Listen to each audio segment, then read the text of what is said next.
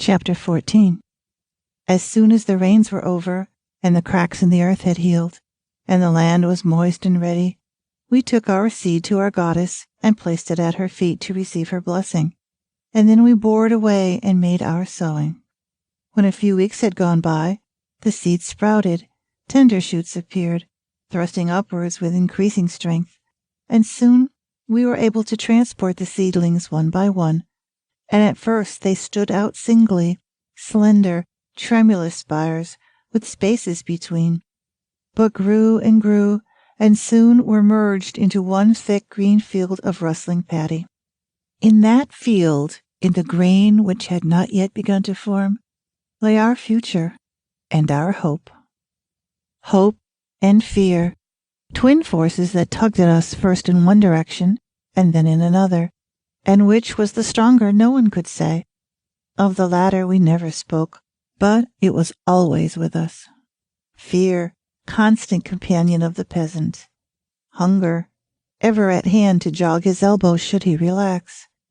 Despair, ready to engulf him should he falter. Fear, fear of the dark future, fear of the sharpness of hunger, fear of the blackness of death. Long before the paddy ripened, we came to the end of our dried fish stocks. There was no money left. Every pie had gone to pay the land dues. Nothing left to sell, nothing to be had from my efforts, for the vines and vegetables had withered in the long weeks of drought. At last, no option but to draw upon my secret hoard, a small stock of rice, 10 auloks in all, shielded from every temptation to sell or barter, kept even when the need to hold our land had squeezed us dry of everything else. Now I brought it out and measured it again, 10 auloks exactly. Then I divided it into several equal portions, each of the portions as little as would suffice for one day, and counted the portions, of which there were 24, so that for nearly a month we would not starve. For a long time I hesitated, wondering whether we could do with less, thus making 30 divisions, but finally I decided against it, for Cootie was already ailing, and we needed to preserve our strength for the harvest. For at least 24 days we shall eat, I thought. At the end of that time, well, we are in God's hands. He will not fail us. Sometimes I thought that, and at other times I was seized with trembling and was frightened, not knowing where to turn. The nights were always the worst, and not for me alone. Peace then seemed to forsake our hut, and I could hear my husband and children moving restlessly in their sleep and muttering, whether from hunger or fear, I do not know. Once Nathan cried out loudly and sprang up in his sleep. I went to him, and he woke then and clung to me. "Only a dream," I said. "Sleep, my dear one." "A nightmare," he said, sweating. "I saw the paddy turn to straw, the grain lost. Oh, God, it was all lost." His voice was stark, bereft of the power of dissembling, which full consciousness brings. "Never fear," I said with a false courage, lest panic should swoop down on us. "All will be well." He composed himself for sleep again. "You are a good wife," he murmured. "I would not have any other." I drifted at last into uneasy sleep, and dreamt many evil dreams, and in one I saw a shadowy figure with no face creeping into our hut and bearing away the 10 auloks of rice. I knew it was but the result of an overburdened spirit, but the following night I had the same dream. As the days passed, I found myself growing increasingly suspicious. Except for my family, I trusted no one. Only at night, when there were no passers-by, did I feel completely safe. Then I would bring out the rice and measure it, and run the grain through my fingers for sheer love of it, fondling it like a simpleton. When I had taken out the allotted portion for the next day, I would bury the remainder, one half tied in a white cloth in a hole I dug some distance from our hut, the other half in our granary. Several times I thought of going to Kenny, and twice I did go. He would have helped us, of that I am sure, but each time I was told he had gone away. The townsfolk had not seen him for many weeks. I would have gone again and again, but I had not my full strength. It was no longer easy to walk to the town and back. We might have borrowed from Biswa, but there was nothing left to pledge. In any event, we would not have been able even to pay the interest he demanded. 7 days went by, and 7 precious portions of rice were eaten. On the 8th day, Kunti came as I was cooking the rice water. I had not set eyes on her for a considerable time, not since the day I had seen her in her nakedness, and she had changed so much I scarcely recognized her. I gazed at her, hardly believing. The skin of her face was stiff and shiny, as if from overstretching. Elsewhere it showed folds and wrinkles. Under her faded sari, her breasts hung loose. Gone was the tense suppleness that had been her pride and her power. Of her former beauty, not a vestige remained. Well, I thought, all women come to it sooner or later. She has come off perhaps worse than most. Sit and rest a while, I said. What brings you hither? She made no answer, but walked to the pot on the fire and looked in. You eat well, she said, better than most. Not well, we eat, that is all. You still have your husband? Why, yes, I said, staring at her, not quite taking her meaning. Why do you ask? She shrugged. I have lost mine. I wondered how you had fared. Poor thing, I thought, she has suffered. I looked at her pityingly. I do not want your pity, she said savagely, nor does my husband. He is alive and well. He is living with another. I thought of her husband, slow, sturdy, dependable, rather like an ox, and I could not believe it of him. Then I thought of Kunti as I had once seen her, with painted mouth and scented thighs that had held so many men, and I wondered if after all these years he had not at last found out about her. Perhaps the truth had been forced upon him, I thought, looking at her with suspicion, and I gazed again upon that ravaged beauty. Stare your fill, she said scornfully. You always lacked graces, Rukmani. I averted my eyes hastily. I hardly knew what to say. I have come, she continued, not to be seen or to see you, but for a meal. I have not eaten for a long time. I went to the pot and stirred it, scooped out a little, placed it in a bowl, handed it to her. She swallowed it quickly and put the bowl down. I must have some rice, too. I cannot come every day. As it is, I have waited a long time to make sure you were alone. There is no rice to be given away, I said. I must think of my husband and children. These are not times of plenty. Nevertheless, she replied, I will have some. The damage will never be repaired while I hunger. There is no life for me until I am whole again. She is mad, I thought. She believes what she says, does not realize there is no going back for her. Listen, I said, there is none, or very little. Drink our rice water. Come here daily, but do not ask for rice. I have a daughter and sons, even as you have to consider. What I have belongs to us all. Can you not go to your sons? My sons, she said, looking at me speculatively, are not mine alone. Seeing my bewilderment, she added, They have wives. I would never approach them now. What are sons for? I began. Not to beg from, she interrupted with a flicker of contempt. I can look after myself, but first the bloom must come back. I was mute. I had said all there was to say, and now there was nothing more. Well, she said, breaking the silence, and with an edge to her voice, how much longer have I to wait? She came close to me and put her face near mine. I saw the gray, drawn flesh and the hooded eyes, deep sunken in their sockets, and I made to turn away, but she held me. I have not so much patience, she said. I will have the rice now, or your husband shall hear that his wife is not as virtuous as he believes, or she pretends. He believes what is true, I said with anger. I do not pretend. Perhaps he has not seen what I have seen, she said, and there was menace in her voice and threat in the words. Comings and goings in the twilight, and soft speech, and gifts of milk and honey, such as men make to the women they have known. Stop! I howled at her and put my hands to my ears. Thoughts kept hurtling through my head like frenzied squirrels in a new-forged cage. With sudden clarity, I recalled my daughter's looks that far-off day when I had gone to Kenny. My son's words, "Such men have power, especially over women." Remembered my own foolish silences.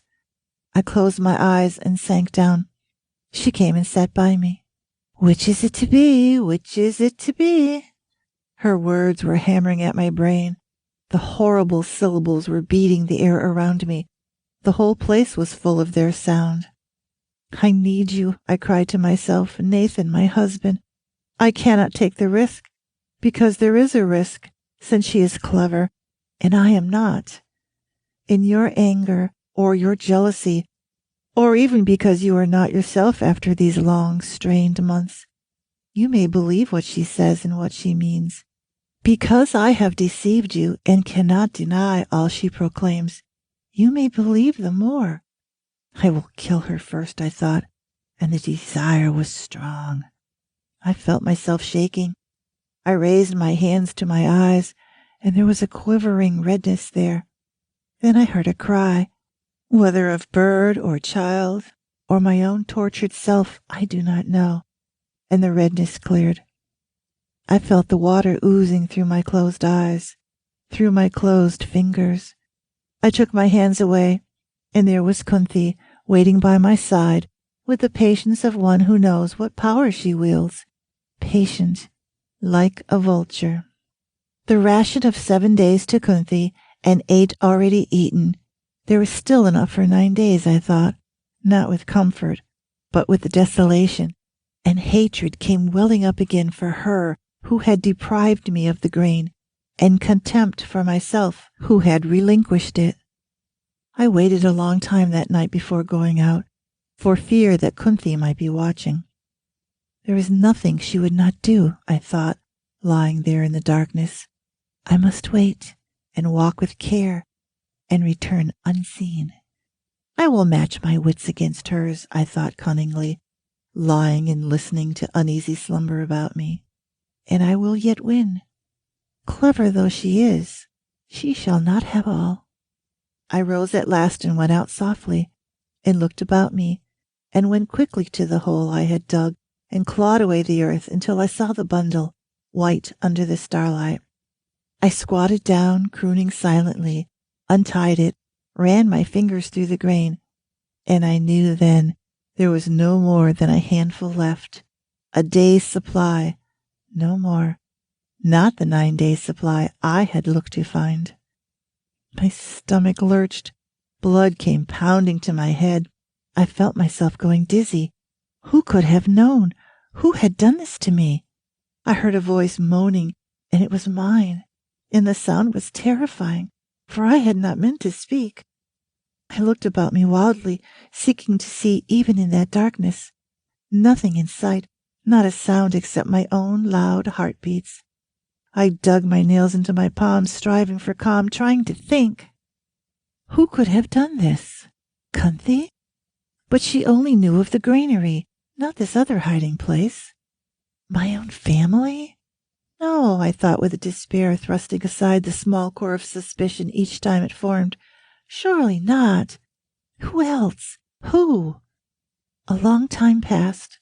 When at last I rose, my limbs were stiff and prickling, and darkness had given way to the first gray beginnings of dawn. Nathan was not in the hut when I went back. I saw him sitting beside the paddy fields, as he often did when he could not sleep. The boys were still asleep, the 2 older ones side by side. Cootie squeezed close to Ira, and she with her arm thrown across him. I shook her by the shoulder, and Cootie woke first and began to cry. I picked him up and took him outside and left him there, and when I went back, the others were awake. I looked at the 3 faces, and I thought bitterly, one of them has done this to me. Which one? Which one? I thought, questioning, looking at the three faces as if to read their thoughts. But there was nothing to see save alarm.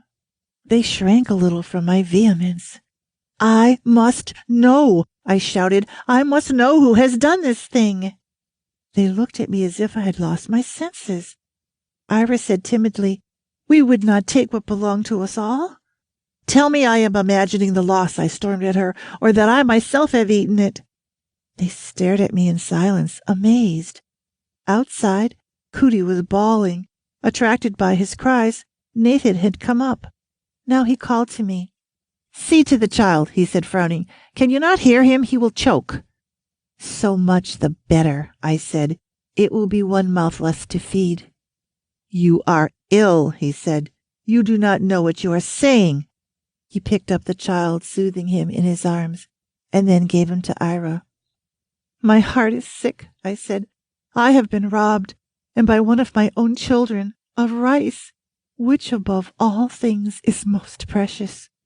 "Is that what you have said to them?" I nodded. I saw his face wither. "I took it," he said at last. "You? My husband? I do not believe it." "It is true." Silence fell like a shroud. I listened to it, locked in my own brooding bitterness. Then it was rent by a sound so raw, so painful, that my nerves began screaming in response. I looked up, and it was Nathan. His face was working. From his throat came those dry, hideous sobs. "Not for myself," he was muttering, trying to control his treacherous voice. "For another. I took it for another. There was no other way. I hoped you would not notice. I had to do it." I went to him. I did not want to know any more why he had done it or for whom. It was no longer important. But he was still speaking. It was as if he could not stop. "Kunthi took it all. I swear it. She forced me. I did not want you to know." Presently he was quiet. "She has a strange power, this woman," I said, half to myself. "Not strange," Nathan said. "I am the father of her sons. She would have told you, and I was weak." Disbelief first, disillusionment, anger, reproach, pain. To find out, after so many years, in such a cruel way. Kali's words. She has fire in her body. Men burn before and after. My husband was one of those men. He had known her not once, but twice. He had gone back to give her a second son. And between, how many times, I thought, bleak of spirit, while her husband in his impotence, and I in my innocence, did nothing. "It was a long time ago," Nathan said. "I was very young, and she a skillful woman. The first time was before our marriage," he said. "One did not see the evil for the beauty," he said. At last I made an effort and roused myself. "It is, as you say, a long time ago," I said wearily. "That she is evil and powerful, I know myself. Let it rest." It became possible for me to speak as well. I told him of her earlier visit and the grain she had extorted from me also. And it seemed to me that a new peace came to us then, freed at last from the necessity for lies and concealment and deceit, with the fear of betrayal lifted from us, and with the power we ourselves had given her wrested finally from Kunthi. Now that the last of the rice was gone, it was in a sense a relief. No amount of scheming and paring would make it go any further. The last grain had been eaten. Thereafter we fed on whatever we could find. The soft ripe fruit of the prickly pear, a sweet potato or two, blackened and half rotten, thrown away by some more prosperous hand. Sometimes a crab that Nathan managed to catch near the river. Early and late my sons roamed the countryside, returning with a few bamboo shoots, a stick of sugar cane left in some deserted field, or a piece of coconut picked from the gutter in the town. For these they must have ranged widely, For other farmers and their families, in like plight to ourselves, were also out searching for food. And for every edible plant or root, there was a struggle, a desperate competition that made enemies of friends and put an end to humanity. It was not enough. Sometimes, from sheer rebellion, we ate grass, although it always resulted in stomach cramps and violent retching. For hunger is a curious thing. At first, it is with you all the time, waking and sleeping and in your dreams, and your belly cries out insistently, and there is a gnawing and a pain as if your very vitals were being devoured, and you must stop it at any cost, and you buy a moment's respite even while you know and fear the sequel. Then the pain is no longer sharp, but dull, and this too is with you always, so that you think of food many times a day. In each time, a terrible sickness assails you, and because you know this, you try to avoid the thought, but you cannot. It is with you. Then that too is gone. All pain, all desire. Only a great emptiness is left, like the sky, like a well in drought. And it is now that the strength drains from your limbs, and you try to rise, and you find you cannot, or to swallow water, and your throat is powerless, and both the swallow and the effort of retaining the liquid tax you to the uttermost. It will not be long before the harvest, Nathan would murmur, and I would agree with him, stifling the query whether our strength would last till then, saying, "Ah, yes, not long now, only a little time before the grain is ripe." It happened to me too, but I could not see myself, only what happened to others, saw their flesh melt away, and their skin sag and sink between their jutting bones, saw their eyes retreat into their skulls, saw their ribs curve out from under the skin, and what withered the young bore doubly hard on the old, and they were emaciated twice over. But of us all, Cootie suffered the most. He had never been a healthy child. Now he was constantly ailing. At first he asked for rice water and cried because there was none, but later he gave up asking and merely cried. Even in his sleep he whimpered, twisting and turning endlessly, permitting no one to rest. Ira was gentlest with him and tirelessly patient, nursing him in her skinny arms and giving him most of what came to her. But more often than not he turned away, unable to take the rough food we offered, and then she would hold him against her and give him her breast, and he would pull on the parched teat and be soothed, and for a while his thin wailing would die away.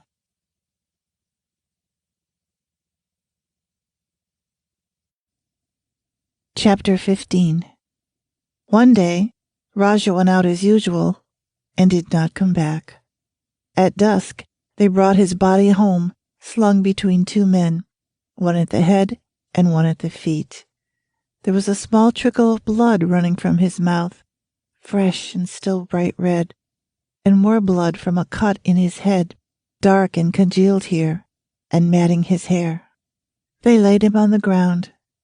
They bowed their heads and shuffled their feet and spoke in low voices, and then they went away. It was real, yet it seemed a nightmare. It could not be true that my son lay dead before me. Thus my thoughts, dazed and confused, injecting pain where there was numbness, and my mind, furtively touching the edges of realization, then fleeing from it in terror. He had been caught, they said, something about money. What had my son to do with money, who had not a pie of his own? He was not very strong, they told me. They merely laid hands on him, and he fell.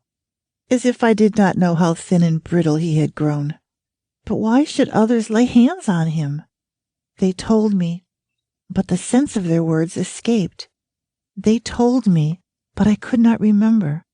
They repeated themselves again and again, but I kept forgetting.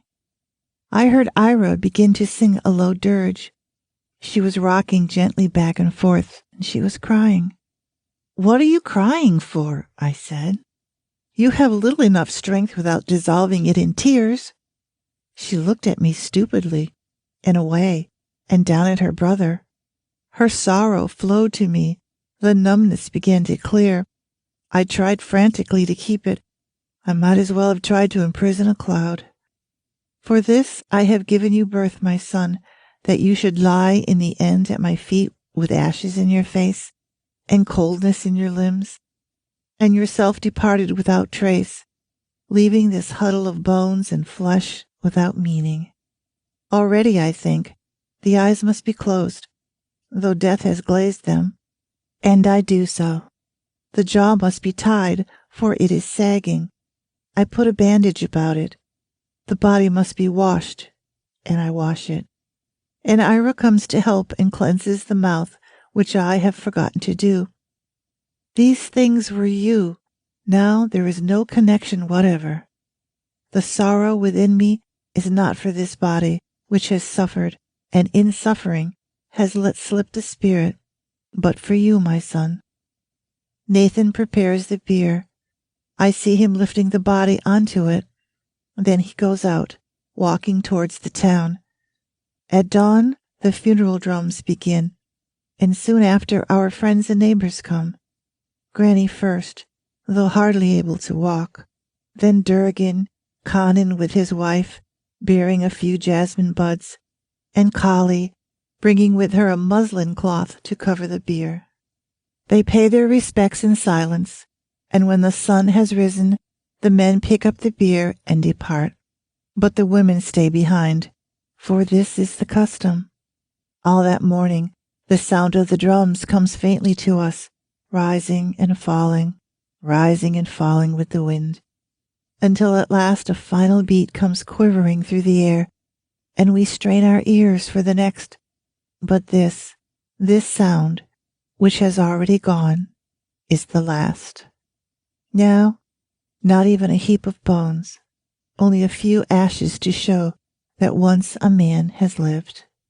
Raja had not been dead 3 full days when 2 officials from the tannery came to see us, and the one who was tall and burly with long mustache did all the talking, and the other, who was thin and insignificant, stepped timidly in his shadow and agreed with what he said. The watchmen were only doing their duty, the tall one began. They are engaged to protect our property, you understand. I understand. No violence was used, he said, only enough to stop him. You agree it was necessary? He was doing nothing. On the contrary, he was seen in the yard where he had no business to be, and when the chowkidars caught him, they found he had stolen a calfskin. I do not believe it, I said. What use had he for such a thing? Not in itself, maybe, he replied in a strained voice, as if struggling to keep his temper. But of course he could have sold it anywhere. We have had a lot of losses recently. You cannot blame my son, I said wearily. We live from hand to mouth, as you can see. There is no wealth here, such as your goods might have brought. I am not blaming your son alone, he said carefully. But of course it is well known your sons have been troublemakers. Now, we do not want any trouble from you, you understand? The lad was caught in the act of stealing. Maybe, as you say, for the first time, and in a moment of weakness. Still, he was caught. And for the consequences that followed, no one was to blame except himself. He should not have struggled. In these circumstances, you naturally have no claim on us. Claim? I said. I have made no claim. I do not understand you. He made a gesture of impatience. You may think of it later and try to get compensation. I warn you, it will not work. Compensation, I thought. What compensation is there for death? I felt confused. I did not understand what he was getting at. There was a pause. The timid man said kindly, he was not brutally treated or anything, you know. They merely tapped him with the laties, and he was trying to escape, and he fell. He must have been very weak or something. He was, I said. He worked hard and ate little. Naturally, it must have been a blow for you, said the timid one. It is hard to lose. That is... He trailed off incoherently, seeing his companion's glance fixed on him. The point is, the other one said, and he thumped on the floor to emphasize his point, that no fault attaches to us, absolutely none. Of course, as my friend has said, it is your loss, but not, remember, our responsibility. Perhaps, he went on, you may even be the better off. You have many mouths to feed, and the thinner man raised his hand to check him, appalled by the words, yet scared by his own daring. Poor little mouse, that gesture must have taken all his courage. He had none left for speech. His aggressive companion stopped short. The look of surprise spreading over his face was quickly replaced by displeasure. He turned to me. I did not intend to wound you, but sometimes the truth must be stated, unpalatable as it is. I nodded. There was no sense in agreeing or disagreeing. The gulf between us was too wide. It was no use at all flinging our words at each other across that gaping chasm. So you agree, he insisted. No responsibility attaches to us. Yes, I said, my lips felt stiff. I am glad everything is settled then, an unpleasant matter, but amicably settled. He drew his lips back, imitating a smile, and turned triumphantly to his companion. Did I not tell you there would be no trouble? You always fear the worst. I told you they would be reasonable. The other did not look triumphant. If anything, he seemed to have shrunk a little. He avoided looking at me altogether. But as they went out together, he glanced at me quickly once, and in that brief moment, I saw that his eyes were grieving. You should not care, I said very softly to him, alone. It does not matter. He heard me, and half turned, his eyes clearing a little. I am very sorry for you, he said in a low voice. May you find peace. He went, his face overlaid with shame and misery. Chapter 16. There is the reaping, I said, and the threshing and winnowing. How shall we manage when the time comes? Chapter 16. There is the reaping, I said, and the threshing and winnowing. How shall we manage when the time comes? When the time comes, Nathan said with a gleam in his eye, the strength will be forthcoming, never fear. I looked at him doubtfully, thin and drawn, with thighs and arms so puny that no muscle showed even when he flexed them. The rice would have to be lifted plant by plant, and the grain separated from the husk, and the husk beaten for the last few grains. It meant working long hours in the flooded fields with bent back and much laboring, thereafter converting the paddy into rice. It was no task for weakened bodies. You will see, he said with confidence. We will find our strength. One look at the swelling grain will be enough to renew our vigor. Indeed, it did our hearts good to see the paddy ripen. We watched it as a dog watches a bone, jealously, lest it be snatched away, or as a mother her child, with pride and affection, and most of all, with fear. As we sat there, Irawadi came to us, stepping softly. It is hot within, she said forlornly. I could not rest. She went and picked a head of paddy before sitting down beside us. I saw her fingers parting the husk, feeling for the grain within. How much longer? The same question, the answer to which she already knew, who had lived on the land since birth. 3 weeks, Nathan's reply, grave, sincere, absolutely honest, where another might have been tempted to easier words. It is not long to wait, I said, trying to hearten her. And if the gods are kind, it may even be sooner. That was what we prayed for, that it might not be too late.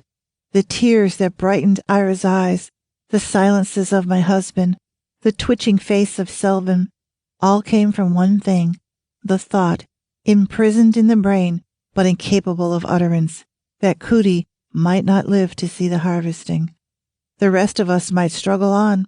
Our endurance was greater, but he was only a child, not yet 5, who had already waited a long time, and who had suffered more than any of us. Whether from the unsuitable food or from the constant restless movement of his body, he had developed a thick, irritating rash, which he kept scratching, and where his nails caught, sores and blisters began, destroying whatever little peace he might have had. Sometimes after moaning for hours at a stretch, he would fall into an exhausted daze. It could not be called sleep. It was nothing so sweet. And I would go to him with beating heart to see if the fight was ended. But again and again he struggled back to consciousness, took up again his tormented living. Almost I wished it otherwise.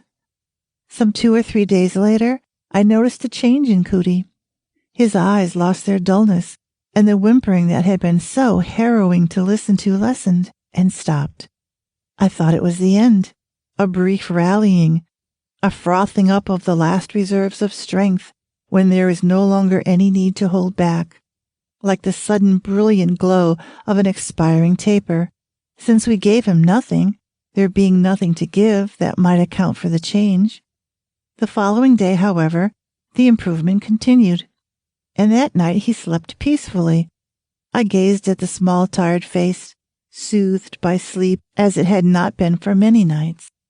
And even as I puzzled about the change, profound gratitude flooded through me, and it seemed to me that the gods were not remote, not unheedful, since they had heard his cries and stilled them, as it were by a miracle. Irrawaddy crept up to me as I watched, and smiled at me and the child, and I whispered, "He is better." But there was no need, as she of all people knew. Through relief and exhaustion, I slept well that night, waking refreshed before daybreak with a renewed hopefulness. Soon all will be well, I thought.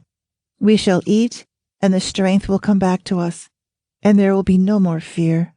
This has been a bad time, but it is passing, as all things must, and now it is not joy which passes in a trice, but sorrow, which is slower in the going, and so one must be patient. A few more days waiting, a few more days' anxiety. It is not beyond enduring. It is not too much to ask. This I thought as I lay there, listening to the sounds of sleep and lost in my own imaginings. The darkness was lifting when I heard the sound of footsteps, wary, soft, less heard than felt as a slight tremor of the ground. If it had been a reverberating gong, that sound could not have had more violent effect. My fancies fled headlong from me. In their place a cloud of black and gray arose, revolving before my eyes and assuming fantastic shapes and forms, until at last one stood out clearly away from the swirling mists, and with a face to it. Kunthi, no one but Kunthi, coming stealthily by night to thieve from us what little we had, unashamed as she was, and always had been. The footsteps were coming nearer. I raised myself on my elbow, the better to listen, trying to still the thudding in my eardrums, which impeded my hearing. Nearer and nearer. I stood up, bracing myself for the encounter, and stepped from the familiar darkness of the hut into the graying night outside. The figure was there, soft and blurred in outline, but a woman's. I threw myself at it, pinioning the arm savagely, thrust at it, and beat it to the ground, fell on it with fury, felt the weak struggles of the body beneath mine like the feeble fluttering of a trapped bird, and exulted. The air was full of harsh sounds, but whether they issued from my throat or hers, or existed only in my imagination, I do not know. The being that was me was no longer in possession.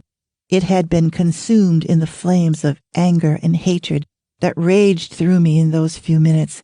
What took its place, I do not know. Then I heard a thin, shrill scream. "Mother! Mother!" Hands were dragging me away.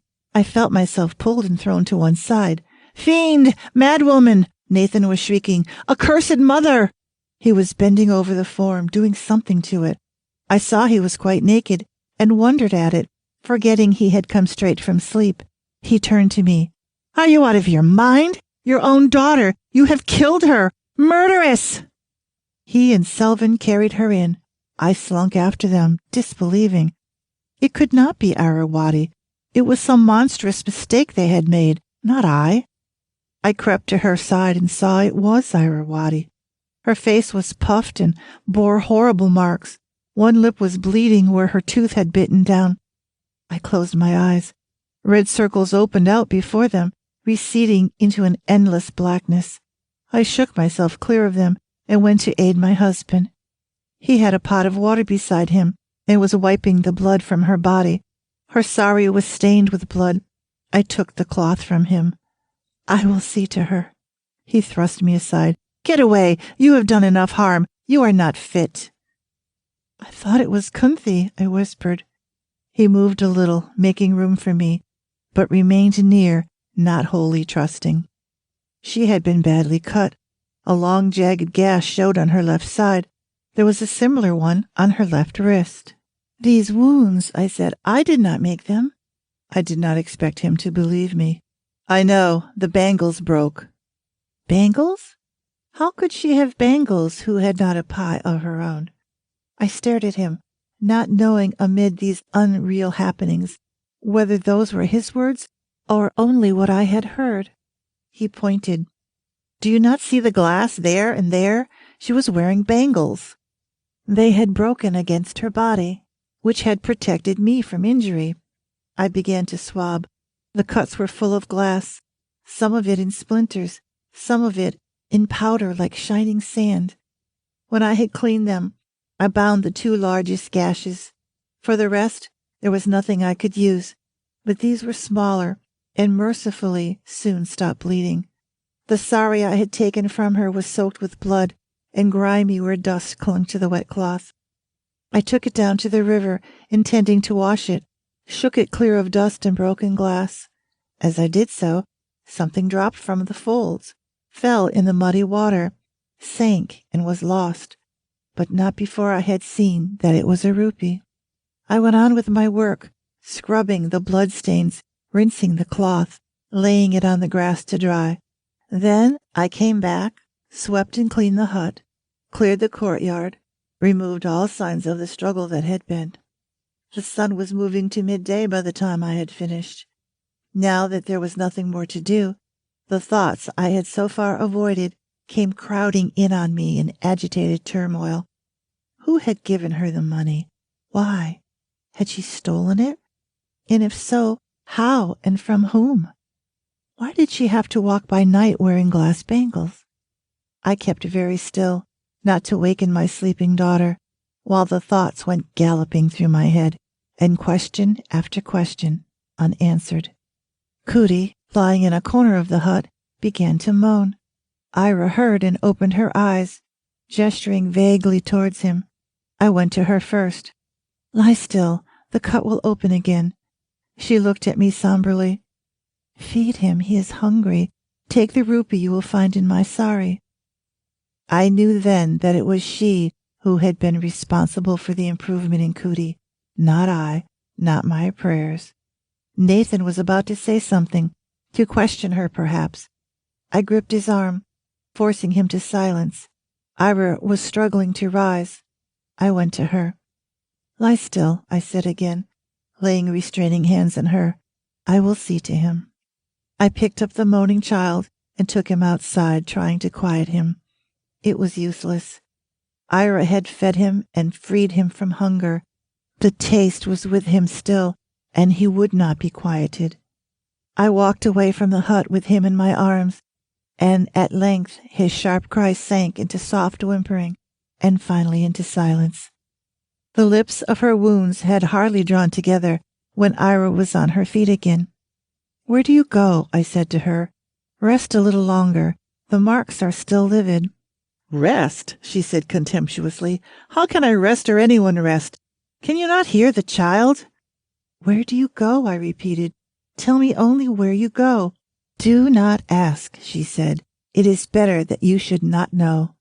She was combing her hair, letting it fall away from her neck, first one way, then another, until the whole head and hair was sleek and shining.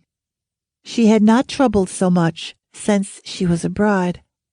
I saw her go out in the dusk, sari tightly wrapped about her, saw her walk to the town along the narrow lane which ran past the tannery, following it to where it broadened, with beady shops along one side and tawdry stalls on the other.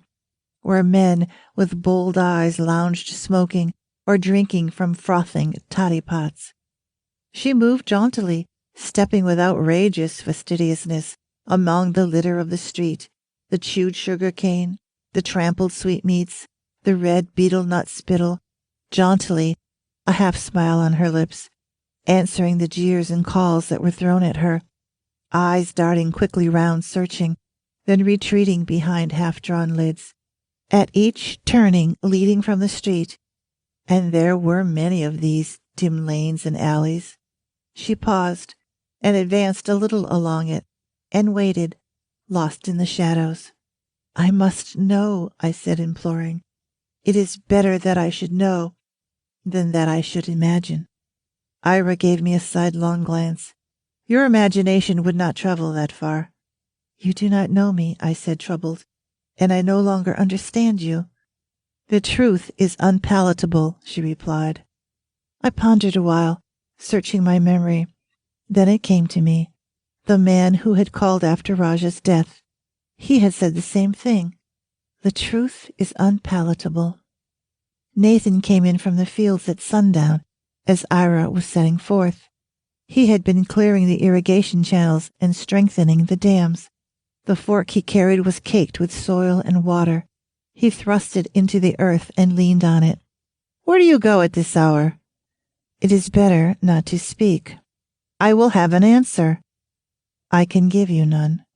Nathan's brows drew together. She had never before spoken to him in this manner. Looking at her, it seemed to me that almost overnight she had changed. She had been tender and modest and obedient. Now she had relinquished every one of these qualities. It was difficult to believe she had ever been their possessor. Nathan was groping for words, stumbling a little over them. "I will not have it said. I will not have you parading at night." "Tonight and tomorrow and every night, so long as there is need. I will not hunger any more." "Like a harlot," he said, "a common strumpet." The veins in his forehead were standing out. On each temple a pulse throbbed fiercely. Ira stood defiant before him, uttering no denial, fingers plucking at the fringe of her sari. I closed my eyes. I could not bear to see them thus. "These are but words," she said at last. "There are others, kinder ones, which for decency's sake—" "Decency!" he spat at her. "Do not speak of decency." She was quiet for a moment, and he said with deliberate cruelty, "No man will look at you, defaced as you are." "The cuts will heal," she retorted. "Men do not seek my face." I think he laid a restraining hand on her, for I heard her say, "Let me pass," and there was a slight rustling sound as she withdrew from his grasp. Well, we let her go. We had tried everything in our power. There was nothing more we could do. She was no longer a child to be cowed or forced into submission, but a grown woman with a definite purpose and an invincible determination. We had for so long accepted her obedience to our will that when it ceased to be given naturally, it came as a considerable shock. Yet there was no option but to accept the change, strange and bewildering as it was, for obedience cannot be extorted. It was as simple as that. We forbade, she insisted, we lost. So we got used to her comings and goings, as we had got used to so much else. With her earnings, Irawadi was able to buy rice and salt and milk for the child, who was too weak for anything else. After the roots and leavings we had existed on, I was grateful enough for the food. But of what she bought, Nathan would not touch a morsel. Day after day, he went out as before, delving and scraping for food, as thin and dry as a hollow bamboo stick. "What is done," I said, urging him to eat. "There is no stricture on you, for you have tried." "I will not touch it," he said, eyeing me steadily. What bitterness was behind this I do not know, or what condemnation of his powerlessness to feed his children. But this I do know, his spirit was very strong, and he was an upright man. For the first few days after Ira resumed feeding Cootie with milk, he seemed to grow better, but the improvement, If improvement it had been, I do not know, for he ceased to cry, and we took this for improvement. Did not continue. Soon it became clear that he was sinking. His eyes grew larger in his pinched face. There was a brightness in their soft brown, as if all that was left of life was concentrated there, and indeed they seemed to be the only active part of him. From his corner, when he was no longer capable of any other movement, his eyes constantly followed us, seeming never to tire in their restless wandering. Otherwise he lay quiet, like a bruised fledgling, with the dry, parched lips of exhaustion, and a body which could struggle no more. Only once I heard him call, a slight whisper that barely reached me. "Amma?" "Yes, dear." "I cannot see you. I cannot see anything." "I am here, my son, very near you." There was a feeble movement of his arms, and I knelt beside him and clasped them around my neck, holding them there, for he was too weak. "Sleep, dearest. Soon you will be better, and then you will be able to see again. I promise you. You will see again." He seemed content. He accepted the lies I told him and sighed a little, perhaps in relief, for who knows what fears tormented his child's mind. Soon I felt him relax, and loosing his hands gently drew away from him. A little later I heard a slight sound, and turning, saw that he had opened his eyes and was gazing at Ira, staring at her unwinking. I went to him and saw that his eyes were sightless. Already a thin film was overspreading them. I picked him up and held him to me. His limp, emaciated body, so light, I might have been holding a handful of leaves, not a child, sagged lifeless against mine. I crooned to him, forgetting he was dead until the cold came creeping through his limbs, and he began to stiffen. Then at last I laid him down, closing his eyes and pushing back the fronds of hair that clung damply to his brow. He looked tired, but very calm, with the signs of suffering taken from his countenance. Nathan came and knelt beside him with harsh, sorrowing face and bitter eyes. Our last child, conceived in happiness at a time when the river of our lives ran gently, had been taken from us. I knew too well what he felt. Yet although I grieved, it was not for my son, for in my heart I could not have wished it otherwise. The strife had lasted too long, and had been too painful for me to call him back to continue it.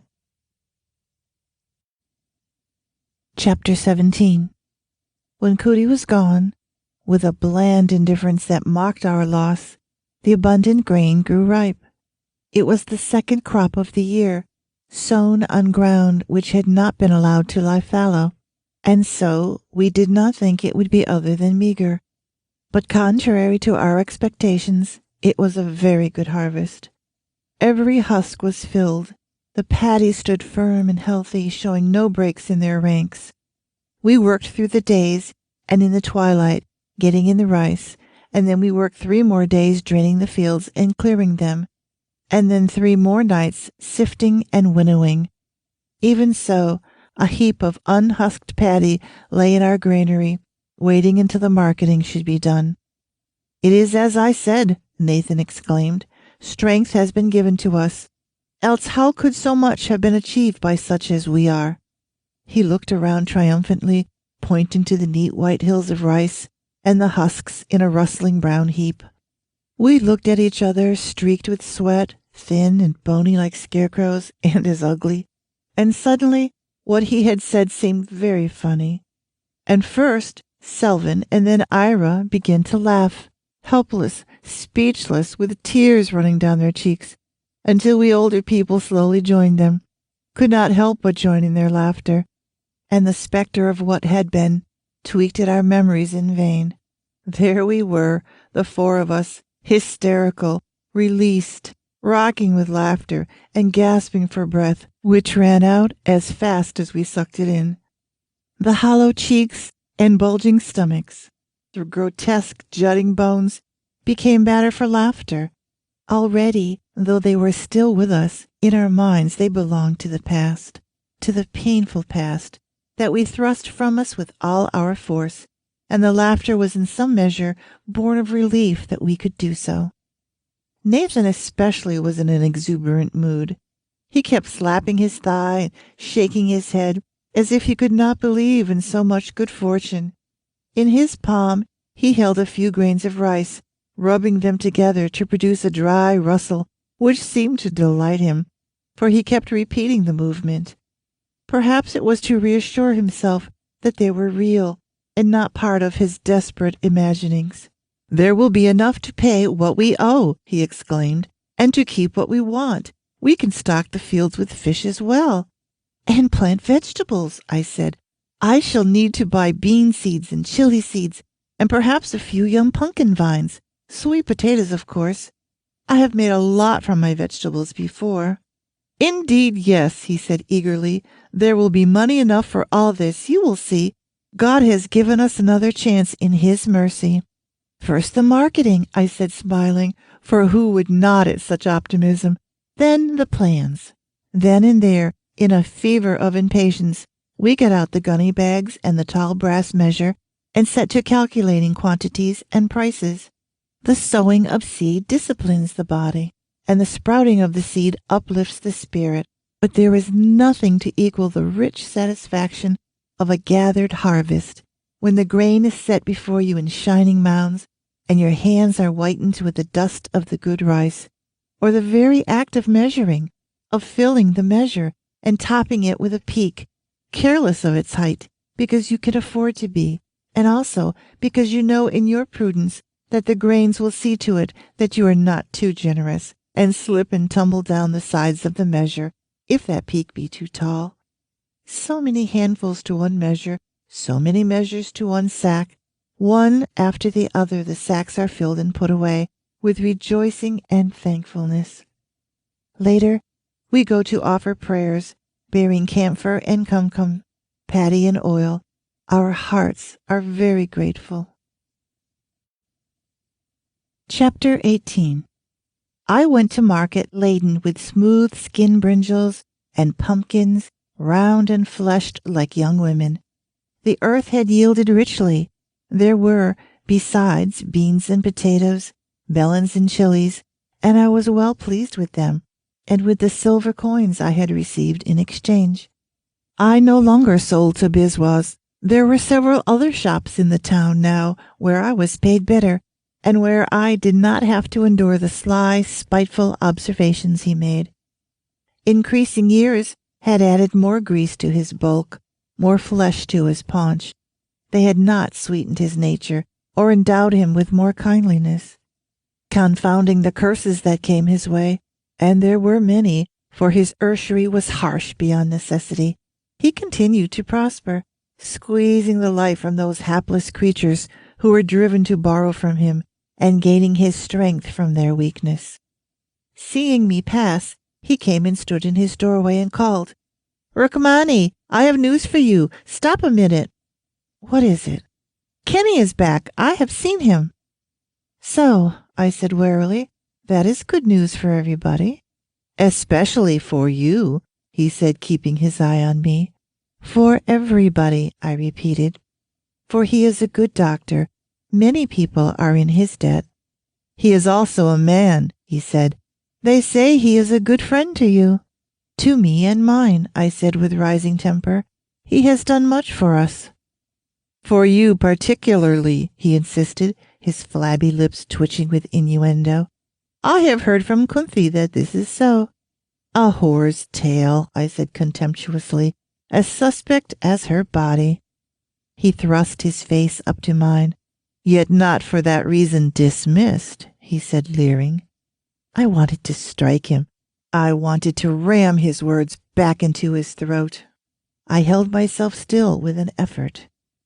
"Foul-mouthed pig," I said. "Carrion crow." He only smiled, being used to harsh words. "As hot-headed as ever, Rukmani," he said. "Where will you turn when next you need money?" He was so slippery, so worthless, that my anger died. Not even the malignant power of Kunthi could rouse me. I felt too remote. I hung about for a while, unable to make up my mind whether to try and seek him in the town, or whether to go home in prudence and await his coming, as I felt sure he would.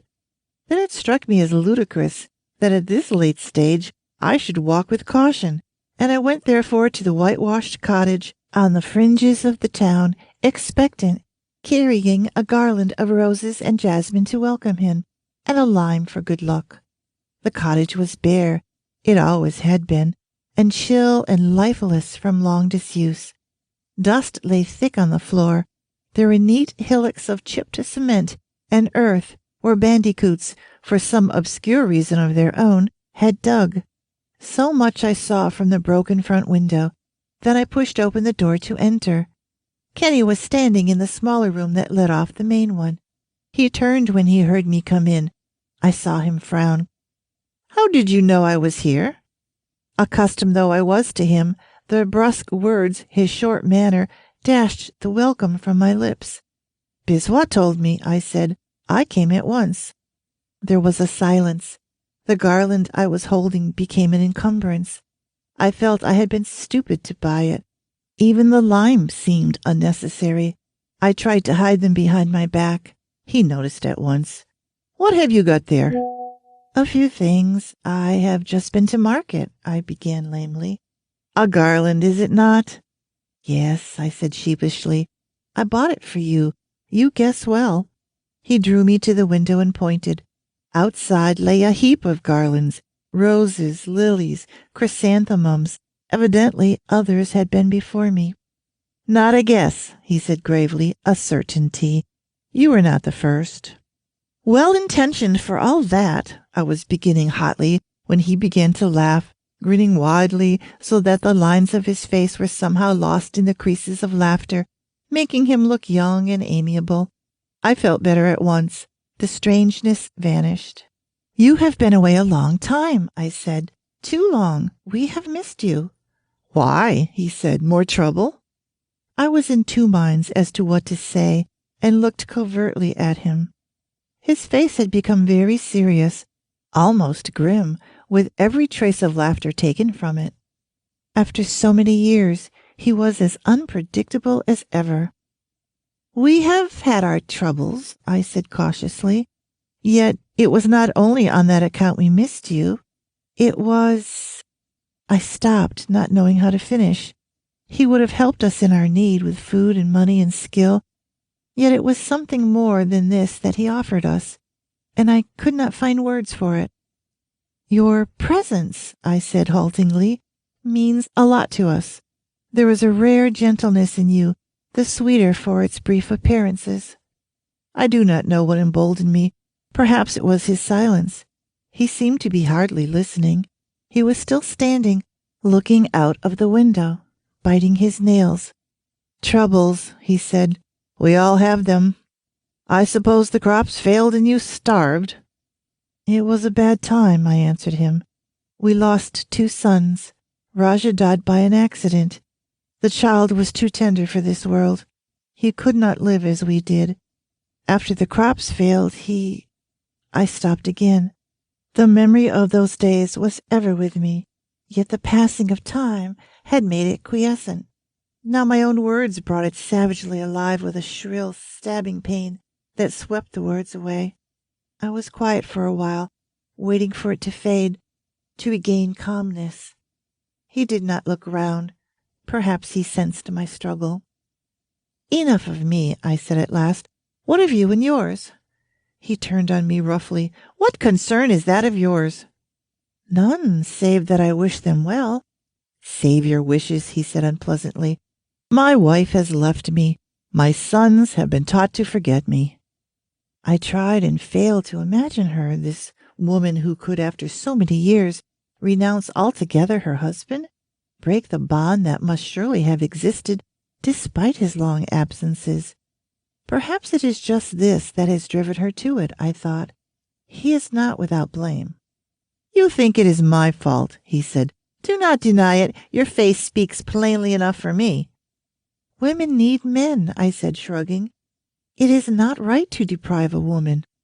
"Tell me also," he said, "do you not think a man must choose his work?" Such a man as you, yes, I replied. What then if his wife cannot accompany him? Cannot, I said. She must. A woman's place is with her husband. He sighed impatiently. You simplify everything, being without understanding. Your views are so limited, it is impossible to explain to you. Limited, yes, I agree, yet not wholly without understanding. Our ways are not your ways. You have sound instincts, he said. For the first time since I had known him, I saw a spark of admiration in his eyes.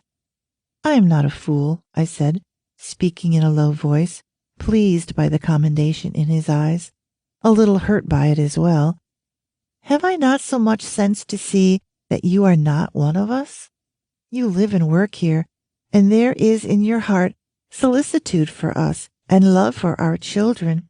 But this is not your country, and we are not your people. If you lived here your whole life, it still would not be. My country, he said. Sometimes I do not know which is my country. Until today, I had thought perhaps it was this. He sounded bitter and weary. His forlorn spirit touched mine, and a great emptiness seemed to unfold in me. I wished I could have my words back, locked away safely in myself, unsaid, powerless to wound. Save your regrets, he said. You have told me nothing I did not know. I rose to go. My husband and children will be happy to see you. We shall be glad to welcome you in our house. You are not without riches, as I have said before, he said, speaking half to himself. How is your daughter? She was a pretty young woman. Well, she is carrying. So her coming to me was not in vain. Had she been barren forever, it would have been better. Why, was it not your wish? Not this way, I said, with the father any one of a dozen men. I suppose it was necessary, he said quietly. I have seen it happen before. She would go, I replied. She was devoted to the child. She would go. But of course she knew nothing, being inexperienced in such matters. And now she is with child. She conceived quickly. You will feel better when it is born, he said. A baby is no worse for being conceived in an encounter. You may be right, I said bitterly, but you do not realize the shame of it. People have not spared us. He stared at me impatiently. That is all you can think of? What people will say? One goes from one end of the world to the other to hear the same story. Does it matter what people say? His tone was contemptuous. Well, I thought, it is easy for you, but perhaps not quite so simple for us. I walked home, musing over what he had said, and presently it seemed to me there was truth in his words, and I felt a little comforted. Nathan had said much the same thing. He and Kenny, so different in other ways, were yet united in their views about this. Chapter 19. Kenny's return was the beginning of another change in our lives and in Selvim's. Selvim, who for all that he had been reared on the land and had the earth in his blood, yet did not take to farming. Like his brothers, he was hard-working and conscientious, but he had no love for it, and in return it did not yield to him. He had a knowledge of crops and seasons born of experience, but where crops thrived under Nathan's hand, under his they wilted. Despite anxious care, the seed he planted did not sprout. The plants that sprouted did not bear. One day he came straight from working in the fields, threw down the spade he was carrying, and announced he was finished with the land. I am no farmer, he said. The land has no liking for me, and I have no time for it. What then will you do, my son? I said, worried. How will you live when we are gone? He did not reply at once, but sat down cross-legged, looking out absently beyond the small courtyard to the cool green of the paddy fields. But he was not thinking of them. Kenny is building a hospital, he said. When it is ready, he will need an assistant, and he has offered me the job. But what can you know of such work? Nothing. He is going to train me, starting as soon as possible. He says it will not be too difficult for me, for I am not without learning. It was true. Selvin had been cast in the same mold as his brothers. He had quickly learned what I had to teach and had progressed from there by his own efforts and enthusiasm. Study came to him naturally. He wrote and read, as I had once done, avidly, with pleasure. He will learn, I thought. This is the chance he has been waiting for. Selvin began to fidget. I have told my father, he said hesitantly. He is very willing. I smiled at him. So am I. I wish you well. He relaxed. I am glad. I thought you might were displeased. Not displeased. Perhaps disappointed, since all our sons have forsaken the land. But it is the best way for you. It is the best way, he repeated after me. It will be a great venture. We have many plans and much hope. We both relapsed into silence. I watched him covertly, wondering whether I should say, You must be prepared. This new association will not be taken at face value. There will be vilifiers who will say it was done not for you, but for your mother, who will seek to destroy your peace. But then I thought resolutely, I will not take the fire from his resolve, or sow suspicion between them. And so I held my peace. But his steady eyes were on me, calm and level. I am not unaware, he said quietly. But is it not sufficient that you have the strength and I have trust?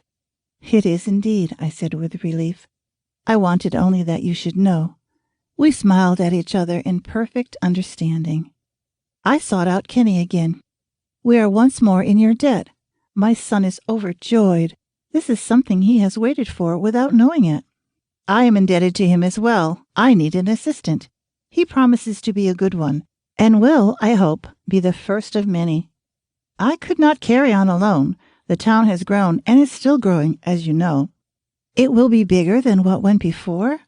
It will be a hospital, not a dispensary, he said coldly. Let me show you. He pulled out several papers, drawings, and long sheets covered with calculations, which I could not understand, even when he explained them, though this I did not confess. I gathered only that it would be a big affair. Where's the money to come from? I said, bewildered. Such a construction will need, I do not know how many hundreds of rupees. I have thousands, he replied. I did not realize. You have lived like us, the poor. The money is not mine. It has been given to me. I have collected it while I have been away. In your country? I said, from your people? Yes, he said impatiently. Part of it came from my country and my people, part of it from yours. Why do you look puzzled? I have little understanding, I replied humbly. I do not know why people, who have not seen us and who know us not, should do this for us. Because they have the means, he said, and because they have learnt of your need. Do not the sick die in the streets because there is no hospital for them? Are not children born in the gutters? I have told you before, he said. I will repeat it again. You must cry out if you want help. It is no use whatsoever to suffer in silence. Who will succor the drowning man if he does not clamor for his life? It is said, I began. Never mind what is said or what you have been told. There is no grandeur in want or in endurance. Privately I thought, well, and what if we gave in to our troubles at every step? We would be pitiable creatures indeed to be so weak. For is not a man's spirit given to him to rise above his misfortunes? As for our wants, there are many and unfilled, for who is so rich or compassionate as to supply them? Want is our companion from birth to death, familiar as the seasons or the earth, varying only in degree. What profit to bewail that which has always been and cannot change? His eyes narrowed. Whether from our long association or from many dealings with human beings, and whether one kept silent or spoke to cloak one's thoughts, he always knew the heart of the matter. Acquiescent imbeciles, he said scornfully. Do you think spiritual grace comes from being in want or from suffering? What thoughts have you when your belly is empty or your body is sick? Tell me they are noble ones, and I will call you a liar. Yet our priests fast and inflict on themselves severe punishments, and we are taught to bear our sorrows in silence. And all this is so that the soul may be cleansed." He struck his forehead. "My God," he cried, "I do not understand you. I never will. Go, before I am too entangled in your philosophies." Chapter 20.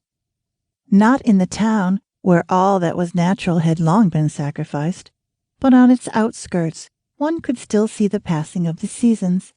For in the town there were the crowds, and streets battened down upon the earth, and the filth that men had put upon it, and one walked with care for what might lie beneath one's feet, or threaten from before or behind, and in this preoccupation forgot to look at the sun or the stars, or even to observe they had changed their setting in the sky, and knew nothing of the passage of time, save in dry frenzy by looking at a clock. But for us who lived by the green, quiet fields, perilously close, though these were to the town, nature still gave its muted message. Each passing day, each week, each month left its sign, clear and unmistakable. The tender budding of our new year, the periwinkles and the jasmine, the soft-scented chemic blossom, had yielded place to the fierce, flowering jacaranda and gold mauber before Ira's time came for giving birth. When my daughter was in labor, I erected the bamboo paling outside to warn my husband and son, as is the custom for those who have only one room and one dwelling. And when I had scoured the hut and poured wet dung on it, I brought out the pallet of plaited straw I myself had used for Ira to lie on, and went and gathered the petals the trees had shaken about them, and took them into her, a vivid basket of layer upon layer of gold and red and mauve and purple. A child of summer, I said, should be sturdy. She smiled and laid her hands on the petals. He is, I feel it. While I waited, I thought of the other births this very hut had seen. First Ira herself, then the long, long interval. And after that, almost every passing year, I bore a son. There had been hope and expectation, perhaps some anxiety before each birth. They were natural feelings. But now fears came swarming about my head like the black flying ants after a storm, and I cowered from the beat of their wings. A child conceived in an encounter fares no worse than a child born in wedlock, so Kenny had said. But could one be sure? A man takes his wife with passion, as is his nature, yet he is gentle with her. Amid the fire of breast on breast and bared thigh on thigh, he still can hold himself and give as much as he takes, leaving the exultant flesh unbruised. The woman is his wife, not only now for this surging experience, but tomorrow and next year. She will carry his seed, and he will see her fruitful. Watch while day by day his child grows within her, and so he is tender and careful, and comes to her clean, that their fulfillment may be rich and blessed. But the man who finds a woman in the street, raises an eyebrow and snaps his fingers so that she follows him, throws her a few coins that he may possess her, holds her unresisting whatever he does to her, for this is what he has paid for. What cares such a man for the woman who is his for a brief moment? He has gained his relief, she her payment. He merges carelessly into the human throng, consigning her back into the shadows where she worked, or to the gaudy streets where she loitered. Of the thousands of men in the village, in the town, perhaps another village, another town, one man unknown is the father. Of the vast range of manhood, who is to say he was not of the unsound, the unclean?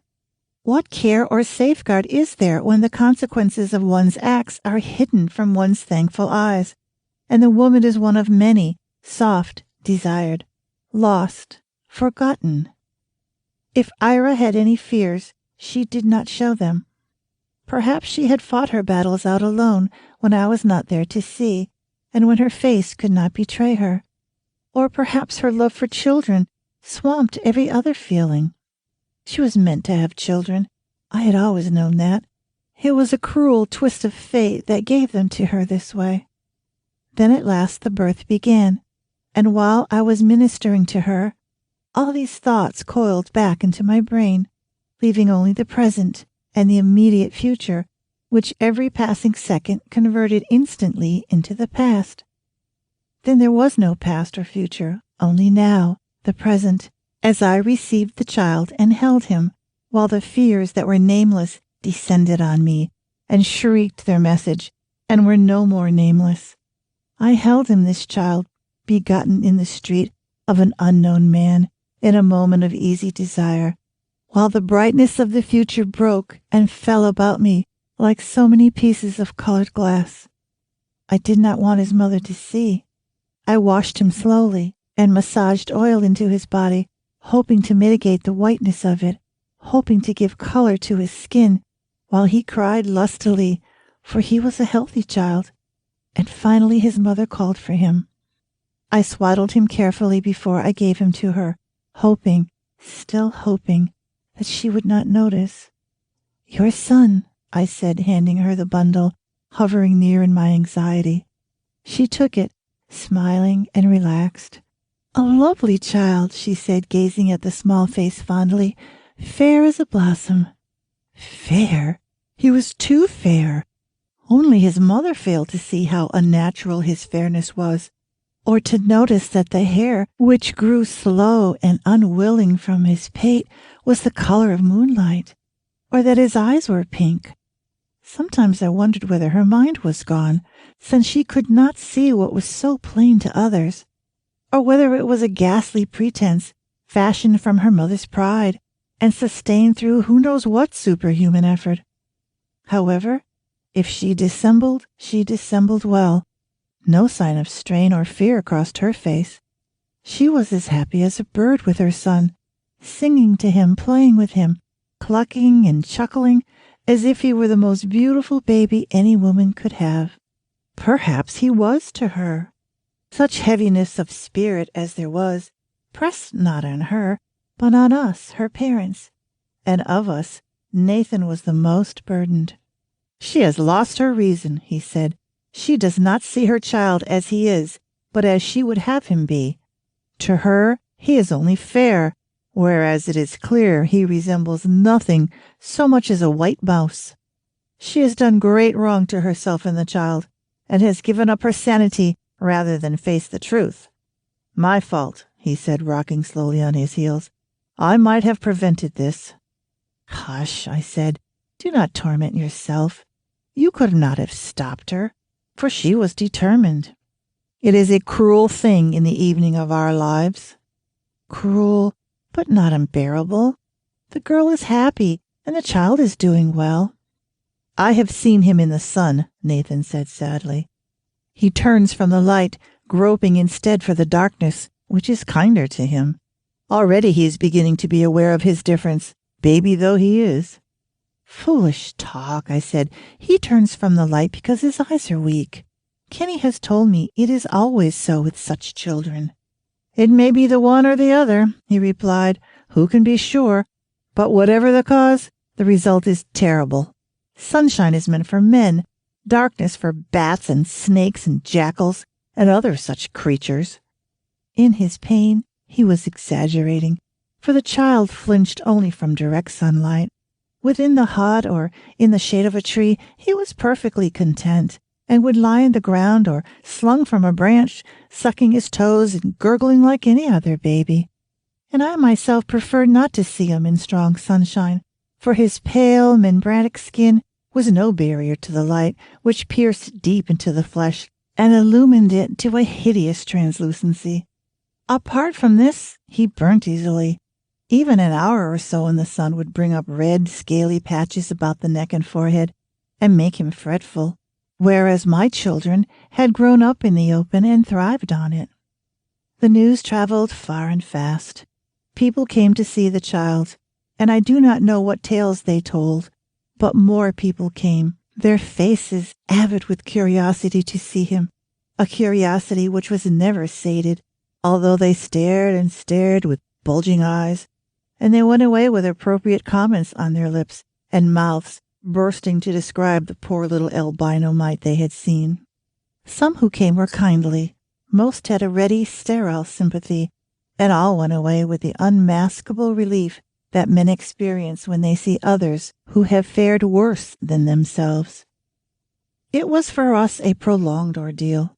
One day, after an especially long line of callers had come and gone, Nathan said bluntly that he was having no more of it. "We will have a naming ceremony," he said. "Ask those we know and get it over with. After that, no one will have an excuse to call. It is the custom to have a ceremony on the 10th day from birth. This is the custom, and I had followed it for all my children. But what was proper for this child, fatherless and marked from birth? However, Nathan made the decision, and once it was made, I felt better for it. Despite my wavering, I had not been altogether unaware that this was the right thing to do.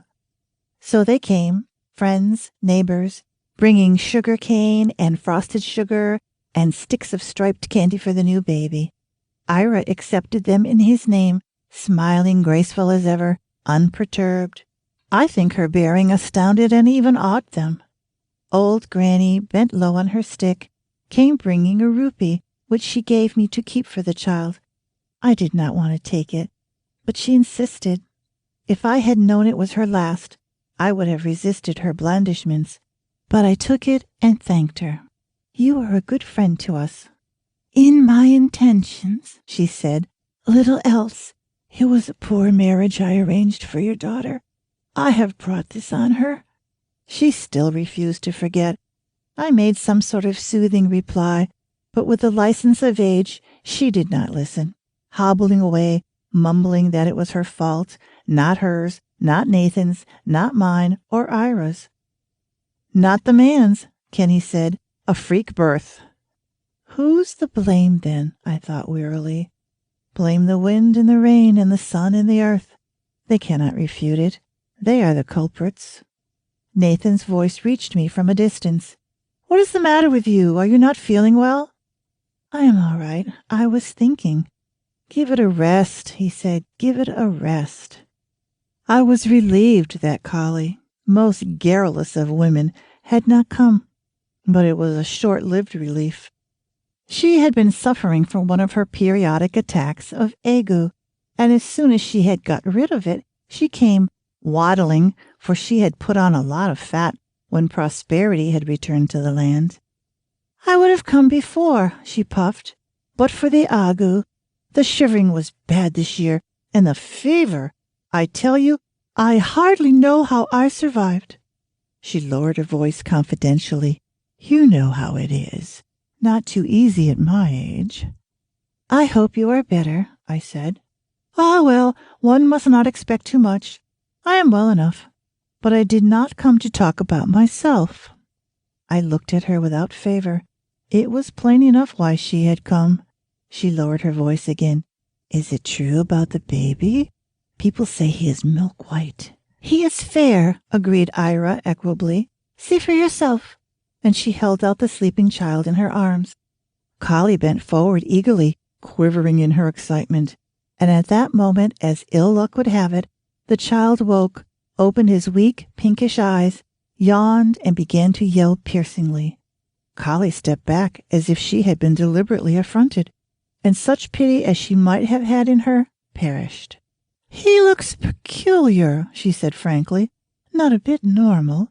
Who ever heard of pink eyes in a human child?" I did not know what to say. Nathan was looking at her sourly.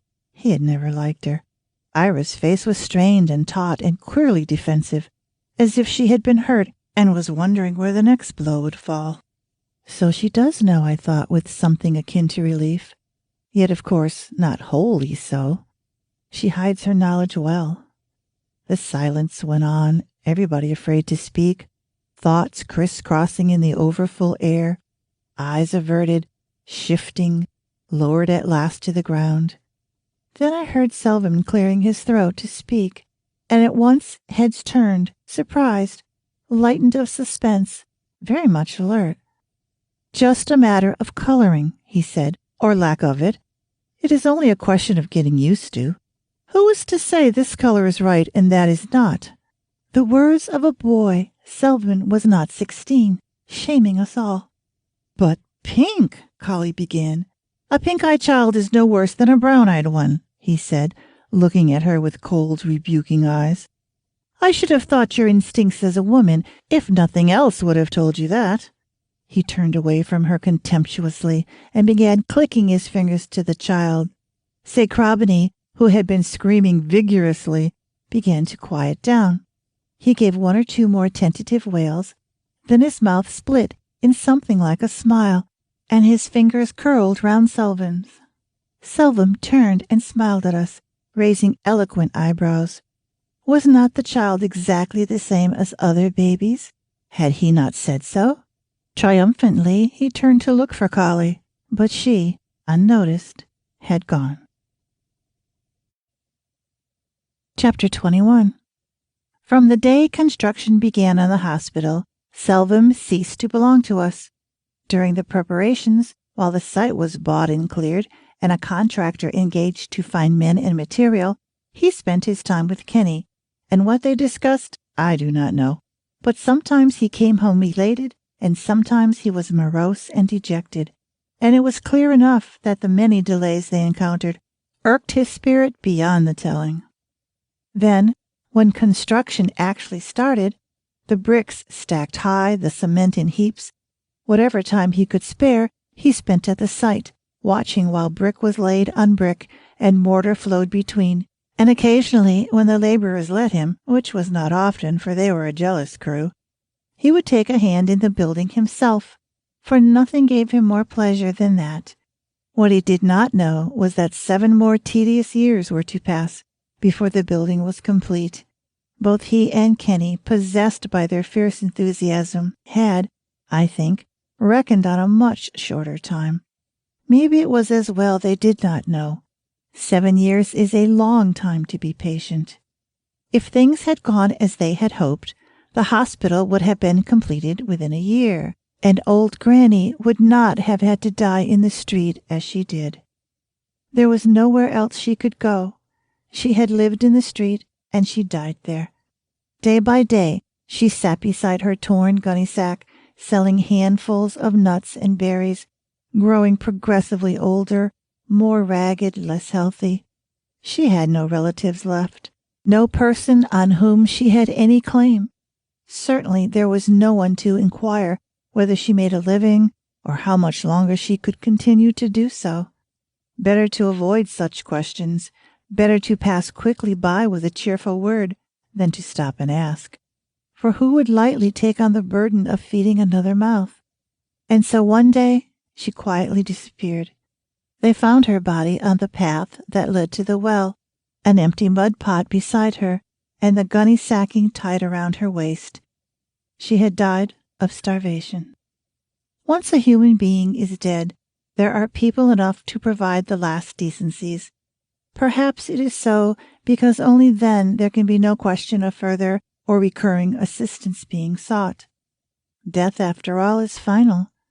I could not avoid the thought, which came from my own uneasy conscience, harsh and bitter, as I watched them lift her up, light as dust, onto the bier, as mourners came with flowers, as oil and camphor were laid unstinted on the pyre, as rosewater and sandalwood paste were sprinkled on her corpse. So it had been with my sons. So it was now with old Granny. One day it might be the same for me, for all of us. A man might drift to his death before his time unnoticed, but when he was dead and beyond any care, then at last he was sure of attention.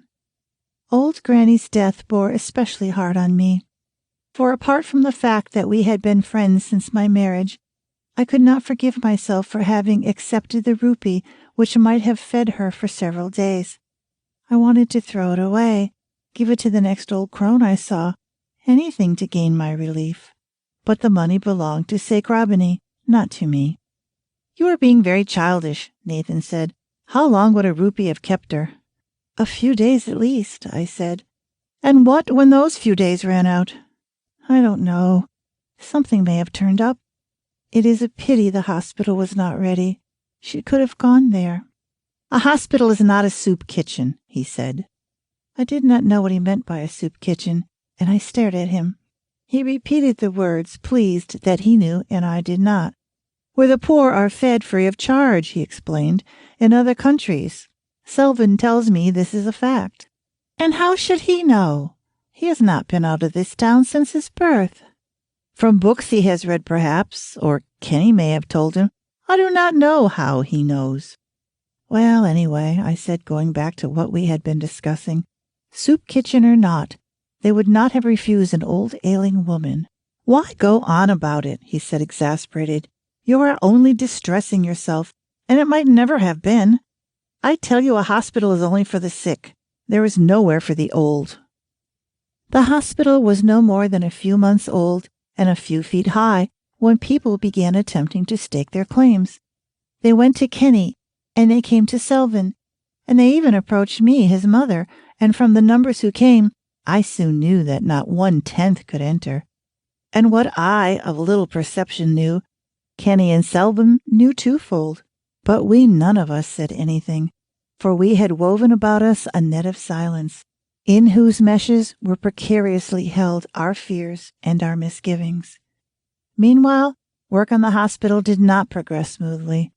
Twice the contractor was changed, and each man in turn appointed new foremen, and these brought their own laborers.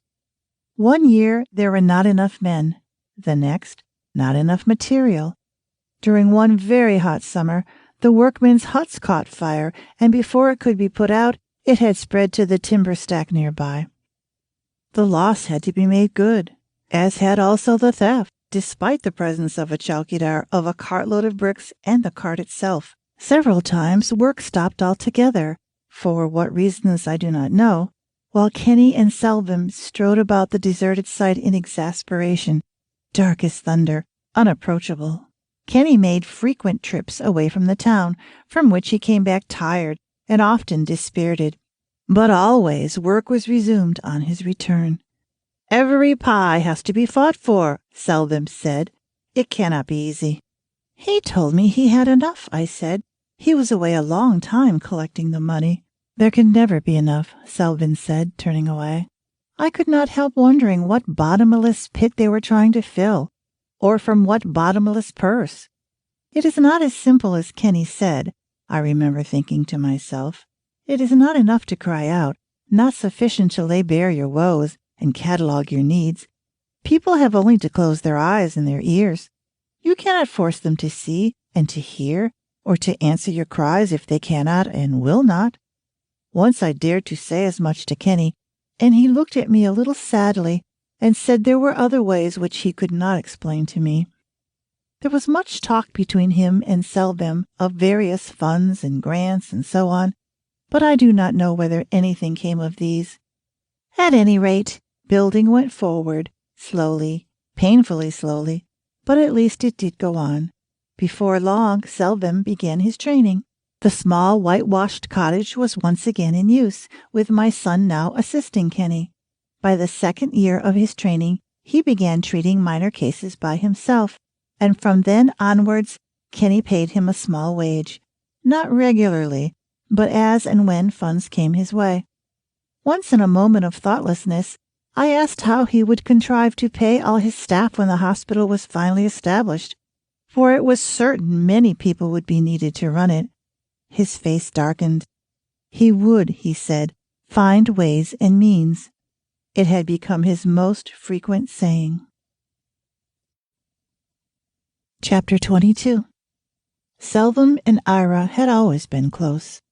The years of separation when my daughter went to her husband having affected their relationship not at all. She treated him more as if he were her son than her brother, and he in turn accepted her love and returned it in his own deep, quiet way. He understood her well, better than I did, who was her mother. In fact, I wonder whether parents ever know their children as they know one another. At any rate, in our family, my sons and daughter had always been at one in their thinking.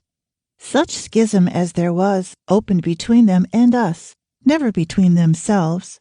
Collie said this was because they were better read, more learned than we were.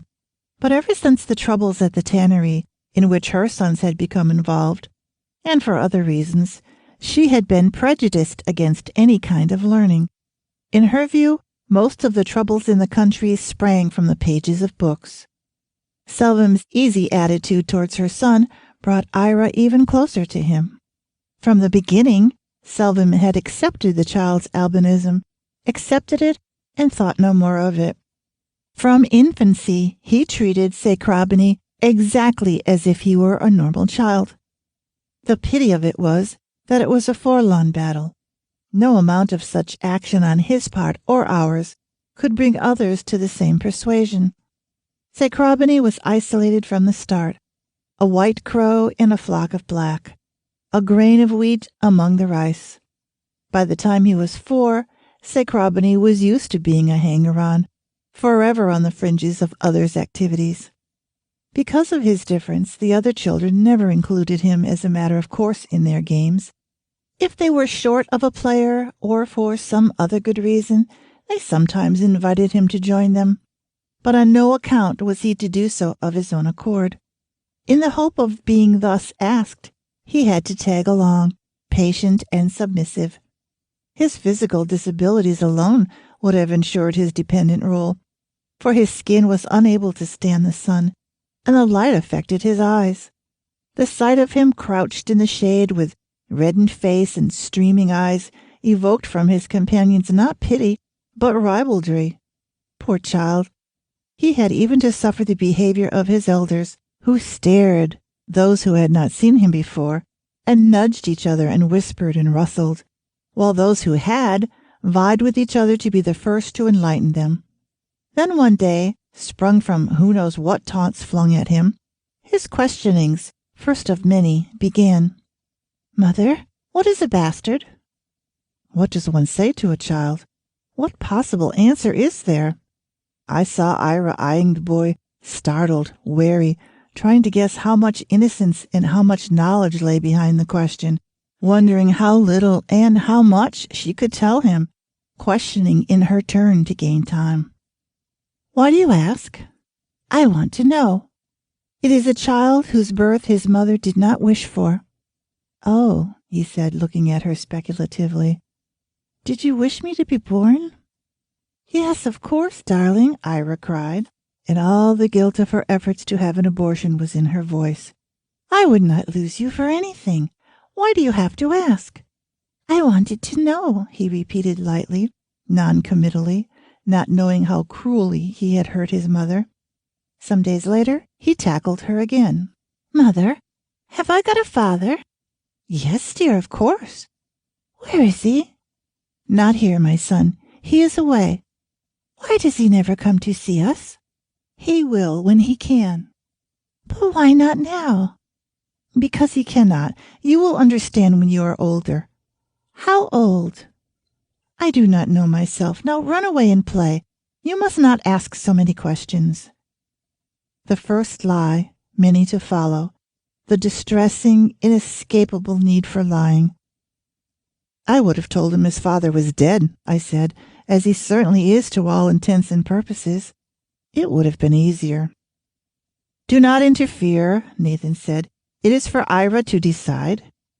Ira looked heavy-eyed and hurt.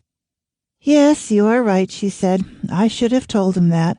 I was not prepared for the question. He is such a baby still." "He did not think of it himself," I said. "He is as yet too young. No doubt one of his companions." Leave it," said Nathan. "Do not upset the girl any more."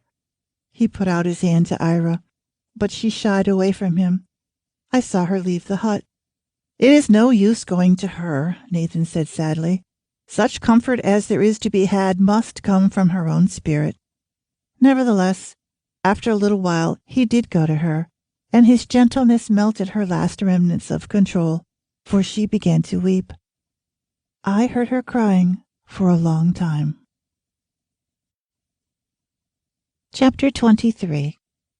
My third son, Mirigan, who was a servant, married a girl from the town in which he worked. We had not seen her, nor did we know her family, and the marriage, in the 2nd year after Sacrobany's birth, was solemnized at her parents' house, without either of us being present. Had it been at all possible, we would have gone, but it proved beyond our power. The town was over 100 miles away, and since the harvest had been a poor one, and Selvin was earning very little, we had not the money to go by rail.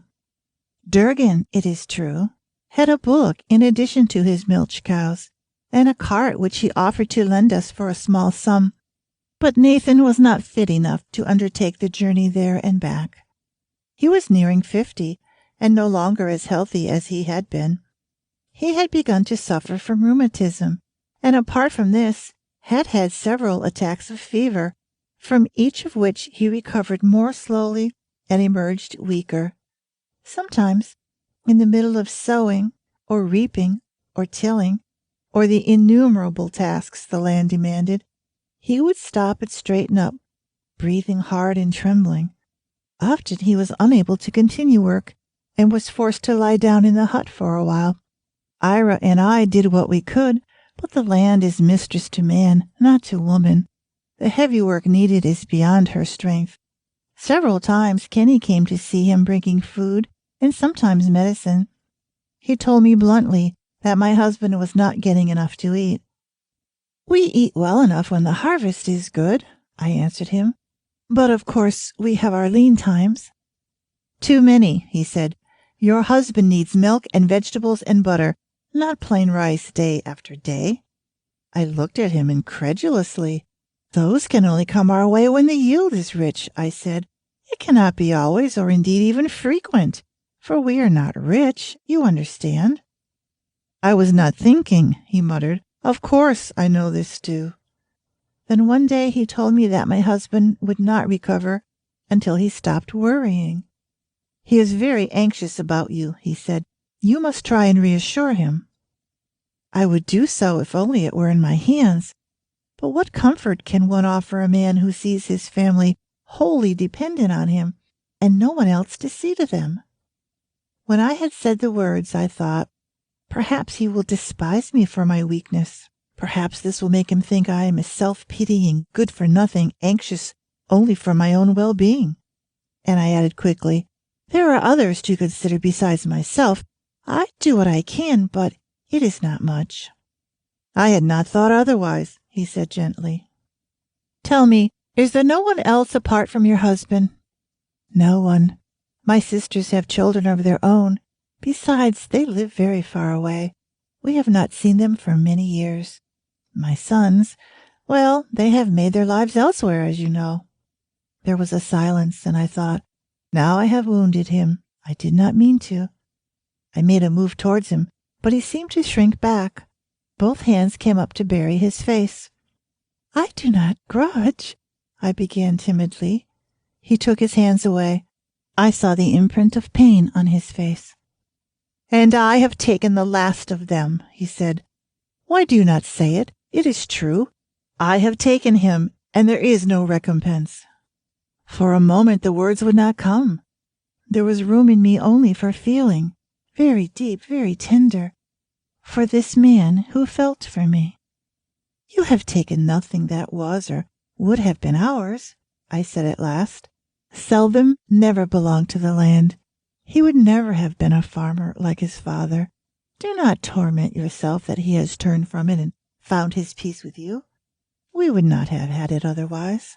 But in your hearts you may have wished for something else. If so, we have long since forgotten it. We would not wish for our son other than what he would wish for himself. He has chosen well." Another silence. "Do you never," he said, "think of your future? While you still have your strength and can plan?" "Naturally we think, but plan? How can we? It is not within our means." "Is there nothing you can do?" he asked. "Nothing at all?" "What can we do? There are many like ourselves who cannot provide for the future. You know it yourself." "Yes, I know. I do not know why I asked. It was needless." "There is no provision at all," he said, speaking half to himself. "Neither for old, nor young, nor sick. They accept it. They have no option." He looked so stern that I grew alarmed. "Do not concern yourself," I said diffidently. "We are in God's hands." He looked up sharply, abruptly, as if some chain of thought had been rudely broken. Then he left me. Nathan was lying within. "What happened?" he asked, turning to face me. "You were a long time." "We were talking, that is all." "About what?" "You are as persistent as your grandson," I said. "But being older, you should know better." "We were talking about Selvin. Kenny thinks he will be good. He is shaping well." "I am glad. Tell me, did he not say anything about me?" "Only that you were not to worry, and then you would soon be on your feet." "Worry? About what? Did he say?" "About anything. You are to rest." "Well," he said, "I can see you are guarding your tongue. Never mind, I can guess. But I shall be well soon. You will see."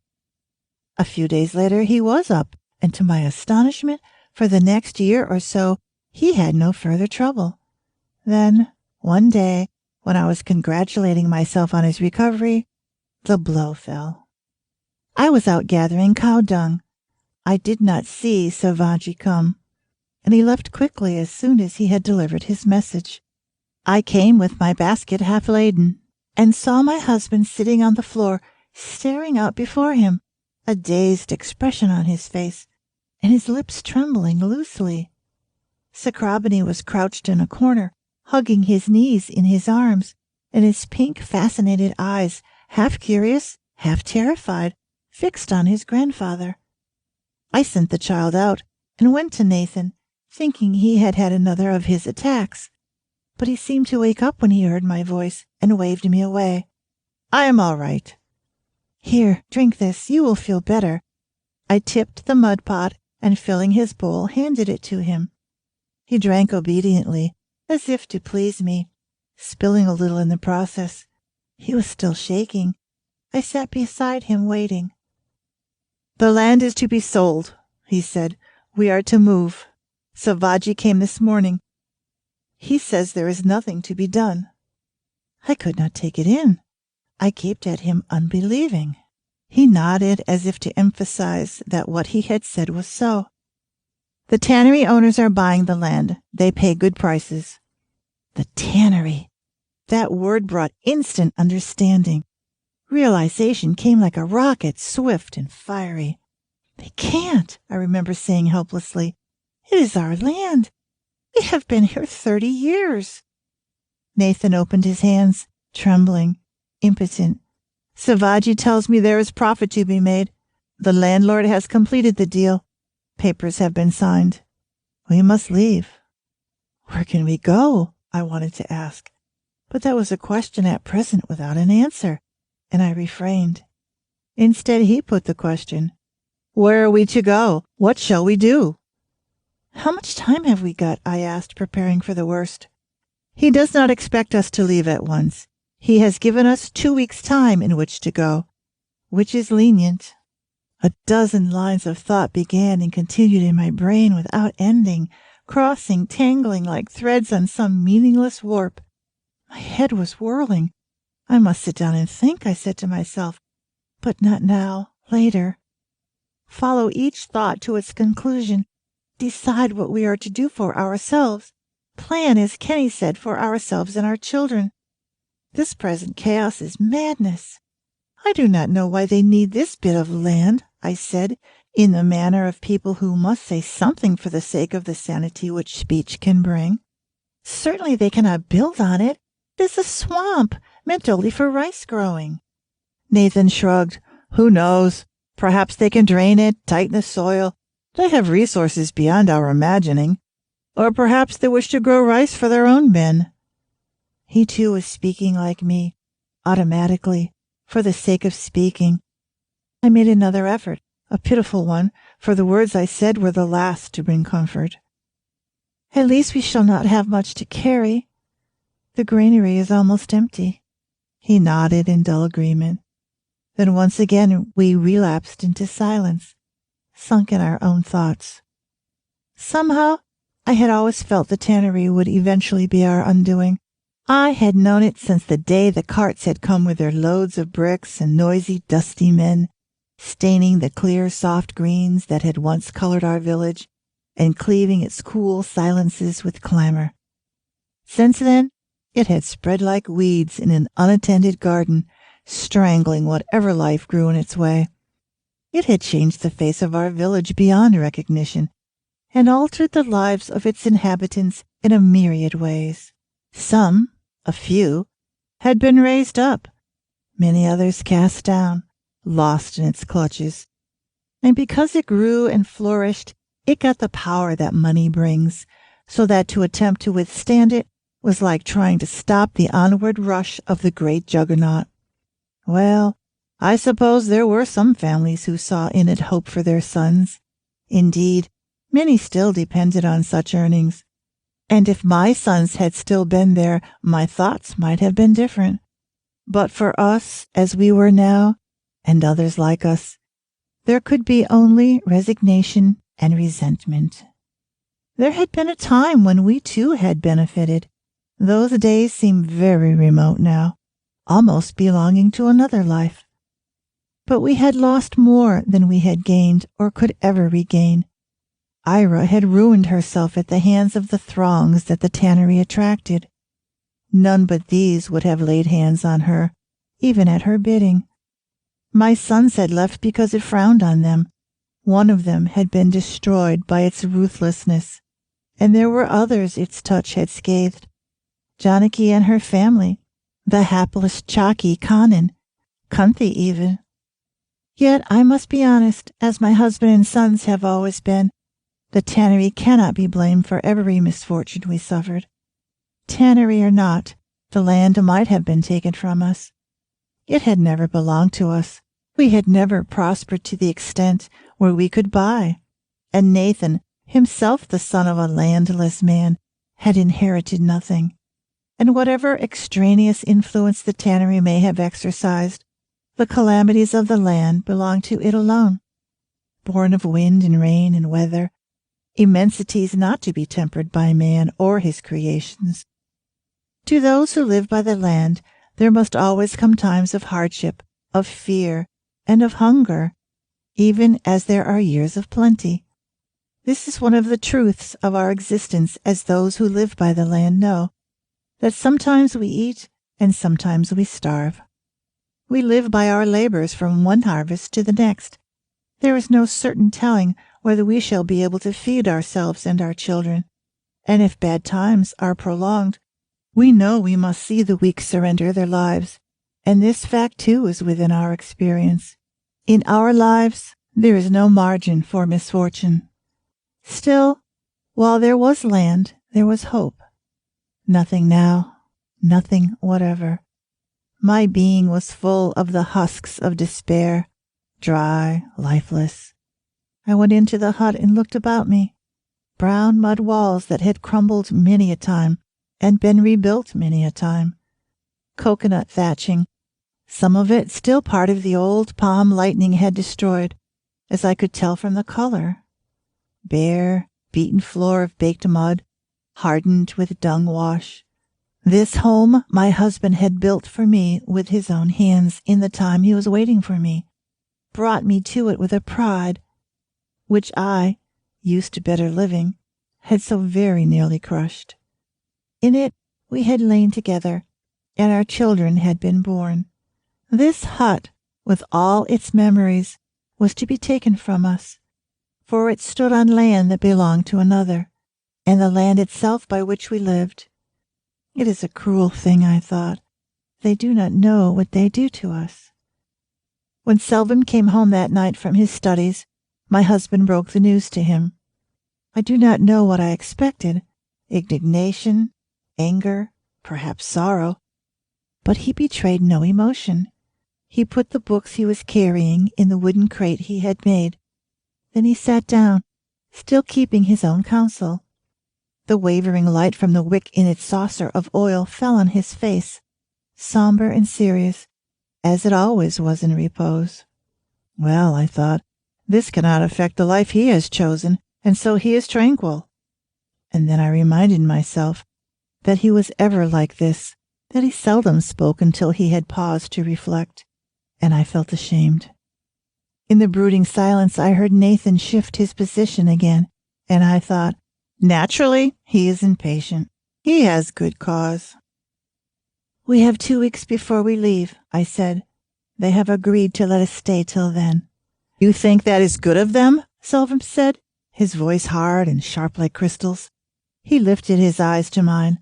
I saw they were black and smoldering, as if some deep flame of anger or hatred burned in him. Nathan made reply for me. It is better than being sent out at once as others have been. Selvin turned on his father. You have accepted it. You have made no protest. What option have I, my son? Naturally I protested, but it has availed me nothing. It is not just, Selvin said. It is not right. Yet there is no law against it, said Nathan wearily. We may grieve, but there is no redress. Where will you go? We must go to Mir again. He has a good job. I am sure he will welcome his parents. It is a long way. With respect, you are not as young or as fit as you were. Yet the effort must be made, said Nathan, for we cannot live except by the land. For I have no other knowledge or skill, and as you say, I am getting on, and for me it would be impossible to find another landlord. Who indeed would rent his land to such as I am, past hard labor and uncertain of paying what I owe? His words pierced me, hardened though I was, realist as I wished to be. Do not say these things, I said. I cannot bear to hear them. They are true. Whether they are true or not, I cried, I will not have you saying them. I would not distress you, Nathan said quietly. Yet, must we not face the truth so that we can make our decisions? Have I told you anything you do not know yourself? No, I thought desolately, but I could not say it. Could not. I closed my eyes and felt his hands on my temples where the pulses beat, gently stroking, soothing me in the only way he could. He suffered for me, not so much for himself, and I likewise, so that although together there was more strength, there was also more suffering. And if each had been alone, the way might not have seemed so hard, yet I knew neither could have borne it alone.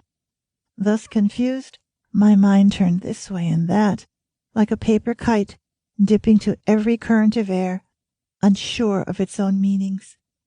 At length, in the midst of the blackness, I heard Selvin speaking, and I opened my eyes.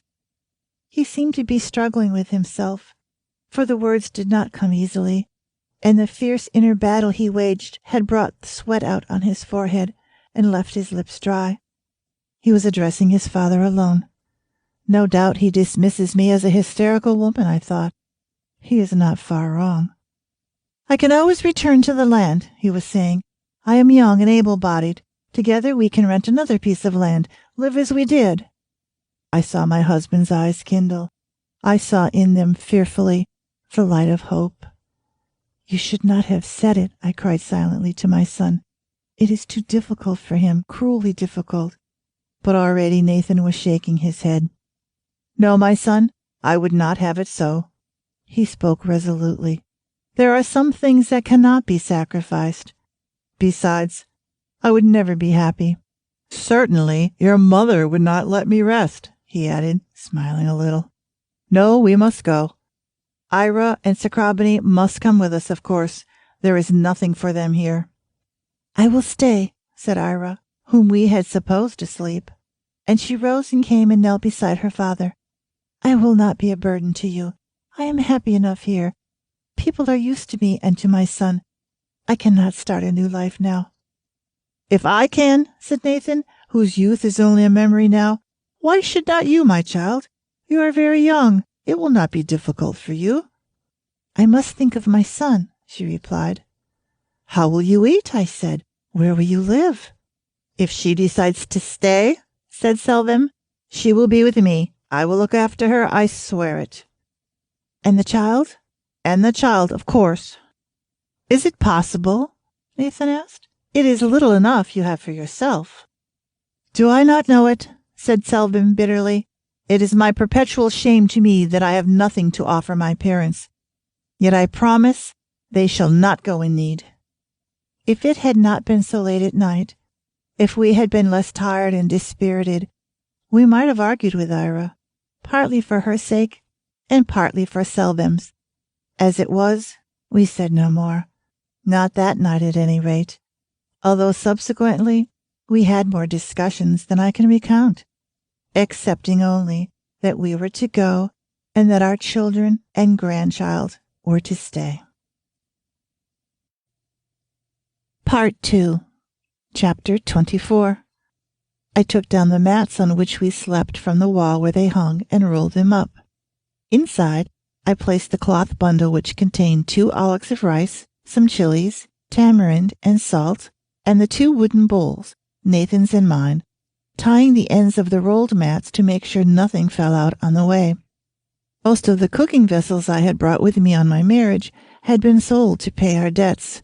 Of the remainder, I left 2 for Ira, and the other 2 I put aside for ourselves.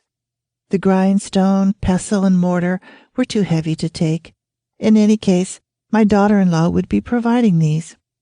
My cooking days are over, I thought a little sadly, and suddenly what I had formerly performed without thought or even with impatience, the gathering of fuel and the blowing of the fire and the waxing of the flames under the steaming pot, with all the business of smoke down the lungs and in the eyes, acquired a sweet and piercing poignancy. There would be meals to cook on the journey, however, since we were traveling by bullock cart and expected to be on the road at least 2 days, and for these I took the handmade bellows and 6 cakes of dung.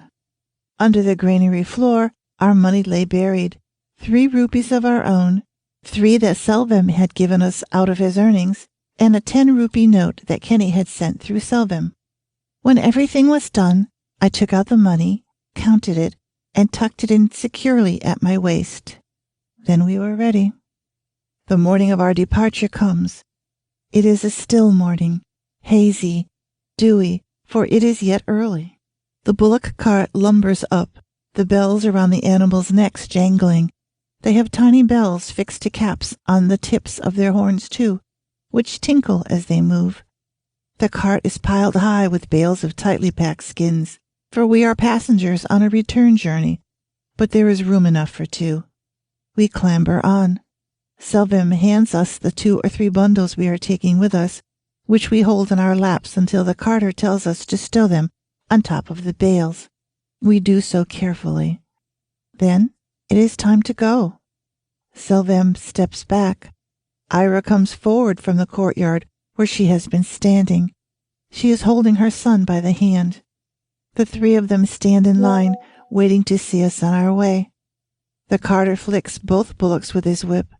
The animals strain forward. The cart gives a lurch. Nathan holds out his hands. Our children bow their heads. Then we begin to move, and the 3 of them come after us a little of the way. Walking in the dust the wheels grind out of the earth, until the bullocks begin to trot, and they fall back. The bullocks have found their own rhythm now, moving so that their hoofs strike the earth together, and the yoke is borne steadily on their shoulders. We are traveling fast. The hut, its inhabitants, recedes behind us, and yet in front of us, for we are sitting with our backs to the bullocks. Our beloved green fields fall away to a blur. The hut becomes a smudge on the horizon. Still, we strain our eyes to pierce the reddish dust the wheels throw up. We are farther away with every turn of the wheels. I stare at them, fascinated, until the spokes begin to revolve backwards, while the rim is inexorably borne forward. I feel dizzy. My throat is dry. I lean against my husband. He is already leaning on me. Together we achieve a kind of comfort. The carter is asleep on his jointed perch. The bullocks know the route well. They keep on without guidance from him. At midday, we halt near a small wayside well. The carter wakens, snorts, stretches himself before climbing down. We are to eat here, he says, and he unyokes the bullocks to water them. I see one of them has a large raw patch on its shoulder where the yoke has rubbed the skin off. The animal is not well, I say to the man. He shrugs. What can I do? I have no other. I must make these trips since they are my livelihood. We wash, eat, wash again, then proceed. Mile after mile of dusty road, stretching out straight before us, lined here and there with cool, shady banyans or tamarind trees. The bullock with the sore patch is slowing the other up. The carter turns impatient and brings out his whip. It is no use. Its pace does not alter. We pass other bullock carts, are passed by some, eat again, sleep again. At night we stop while the carter lights the lantern slung beneath the cart. Then we move on in the darkness, and the small yellow light disk travels with us like a comforting beacon. On and on, and on we journey. The cart driver roused us when we reached the outskirts of the city where my son worked. It was mid-afternoon. The sun was streaming down hot and at its most powerful. "Here you are. This is as far as I can take you." He nudged Nathan, who sat with his head lolling against the bales, fast asleep. I shook him, pushing his head erect. "Wake up. We have arrived." He opened his eyes, reddened, and with drooping lids. "I could easily sleep the whole day through," he said, yawning and stretching. "We are late already," the carter was grumbling. "I should have got here by morning, if only this bullock had kept better pace."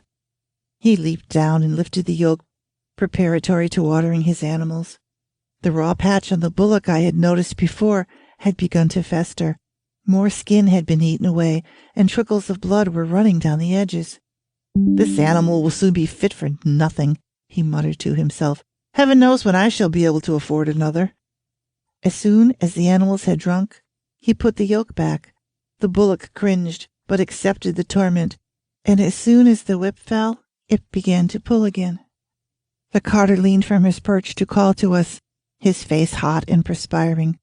"Good luck, friends. Keep well." His voice was friendly. "Goodbye, good luck," we called back. For a little while we stood by the roadside, our parcels about us.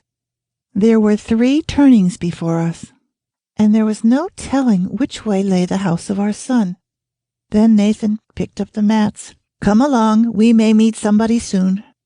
We chose a road at random, walked for some time without seeing anyone. We should have asked the carter, I thought.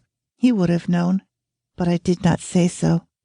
At length we saw 2 men approaching, jogging along towards us with bundles on their heads. "Can you direct us to Coyle Street, friend?" "Coyle Street? Let me see." He put up his hand to scratch his head, but the burden being there, withdrew it. "No, I cannot. Brother, can you tell these people what they want to know?" His companion thought. "I have heard of it. Yes, I remember now. It is in one of the suburbs of the town, quite away from here.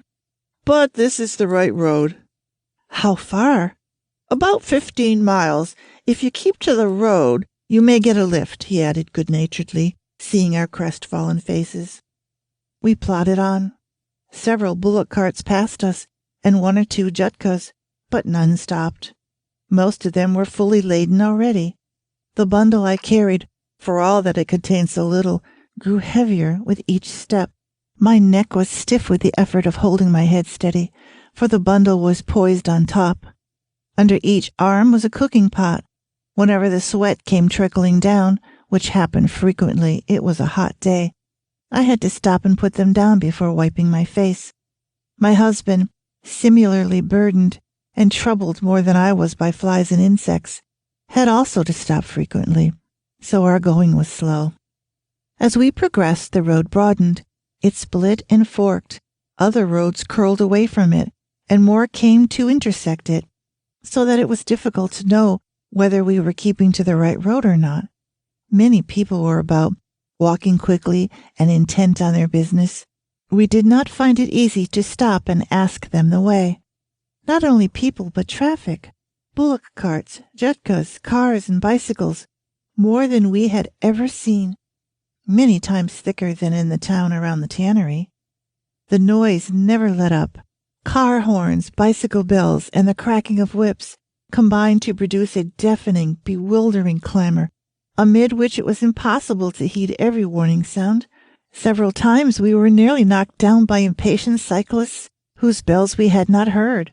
Once a jutka almost ran us over. The driver just managed to pull up the horse, and while we stood palpitating, he leaned from his seat, irate and frightened, to shout at us. His voice was very loud, and he shook his fist as he drove off. Several people stopped to stare at us curiously as we hurried on. We had reached the city center. Coyle Street lay some 6 miles away, and we were still not sure of finding it. I could see Nathan was very tired. The heat and the noise, the bustle of the city, had taken their toll. He was walking sluggishly. Now and again he stumbled, and at last I said, "Let us rest for a while. It will do us both good." He agreed at once. We found a quieter side street, and thankfully, putting our burdens down beside us, sank down. No one paid any attention to us. We were allowed to sit there in peace. We had bought on the way a hand of plantains, of which 4 remained, and as we had not eaten since morning, I brought these out, giving 2 to my husband and eating 2 myself. It was nearly dusk. The activities of the city were beginning to die down. The noise was decreasing. Soon streetlights were winking, and in the shops gas lamps and hurricane lanterns were lighting up. But in the little side alley where we sat, it was dark. Darker than the air and the sky above us from the shadows cast by the buildings on either side. It was such a relief to rest, and the thought of continuing the search was so unwelcome that we sat on while the gloom thickened and night crept up on us. When at last we rose, stars were bright in the sky. We have stayed too long, I thought uneasily. We shall not reach our son tonight. Nathan did not seem too happy either. As we stood there undecided, our bundles spread about us, wondering what next to do, an old man, whom I had noticed asleep in a doorway, came up to us. "Where do you go, friends, at this late hour?" "To Coyle Street. Our son lives there. We are going to him." "That is a long way yet. You look tired." "We have rested too well.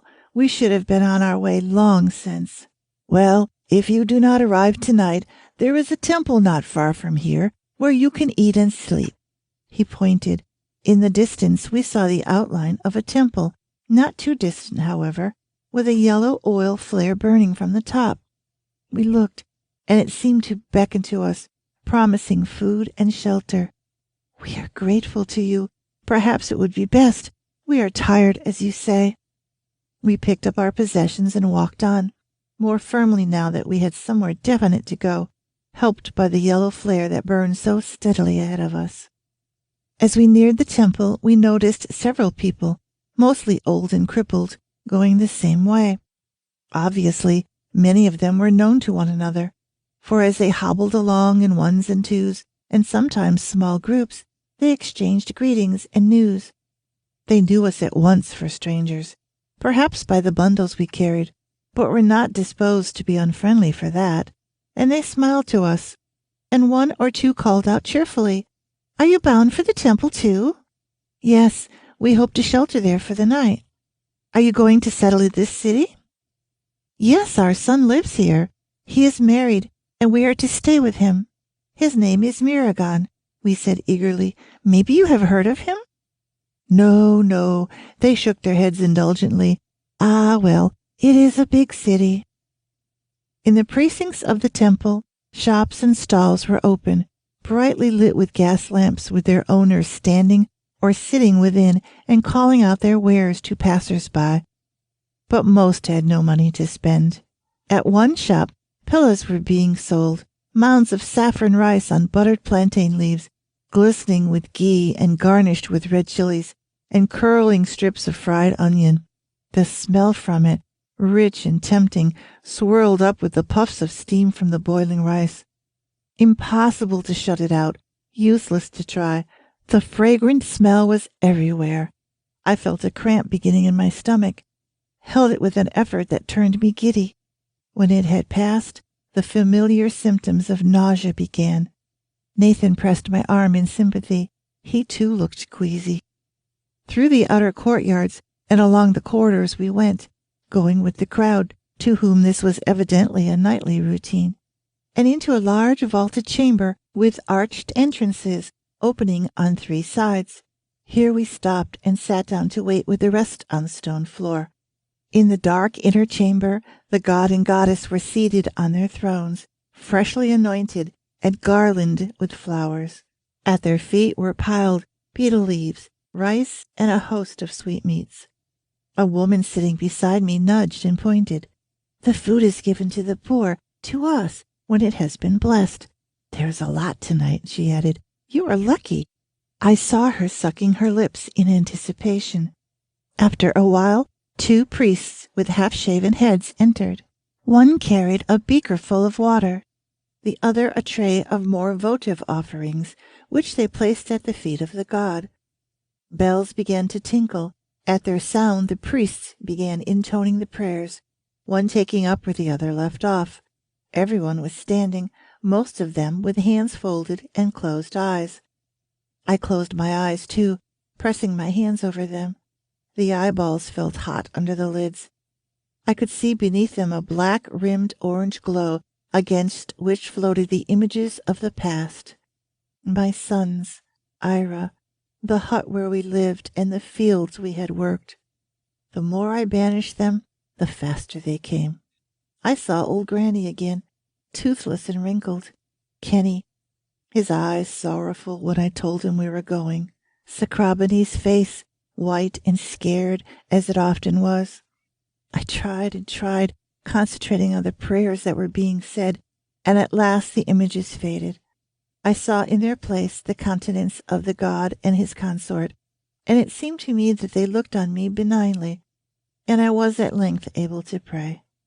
All about me was a deep, intense silence, and in it I heard my prayer, voiceless, wordless, rising up and up endlessly, like the incense which burned perpetually upon the altar.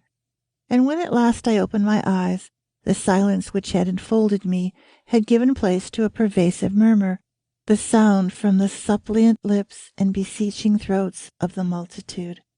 A drum struck savagely through the hush, sent it shivering, flying. People blinked and stared, called thus rudely to take up their ordinary existence. One of the priests began to sprinkle holy water, people maneuvering to get near the precious drops. The other was handing out food to a third man, and as soon as this was done, the gilded doors of the inner chamber were closed. Almost at once, the people began moving to the courtyard, which opened from the assembly hall. "The food will be distributed there," a woman whispered to me. "There is not always enough to go around. It is best to be first." A lot of people had had the same idea, and were jockeying energetically for position. The murmuring silence gave. The crowd burst into loud chatter. It was as if the thought of food had loosened all tongues, and the pushing and thrusting became more violent. The friendliness that had existed before was gone. Men and women struggled to be in the forefront, fighting their way with ferocity, thrusting forward with strident urgency. I found myself in the middle of the throng. Nathan had got separated, and looking round, I saw him on the outward fringe among the very old and crippled. He had never been one for pushing. Well, I thought, I can tell them my husband is here and take 2 portions. Then I saw 2 men enter, bringing the food, and all other thoughts ceased. Craning my neck and body, standing on tiptoe, I saw the cauldrons they carried, cauldrons of rice heaped high and showing white gleaming peaks, from which wisps of steam issued, and pots filled with a mixture of dal and vegetables, which sent forth a most savory smell.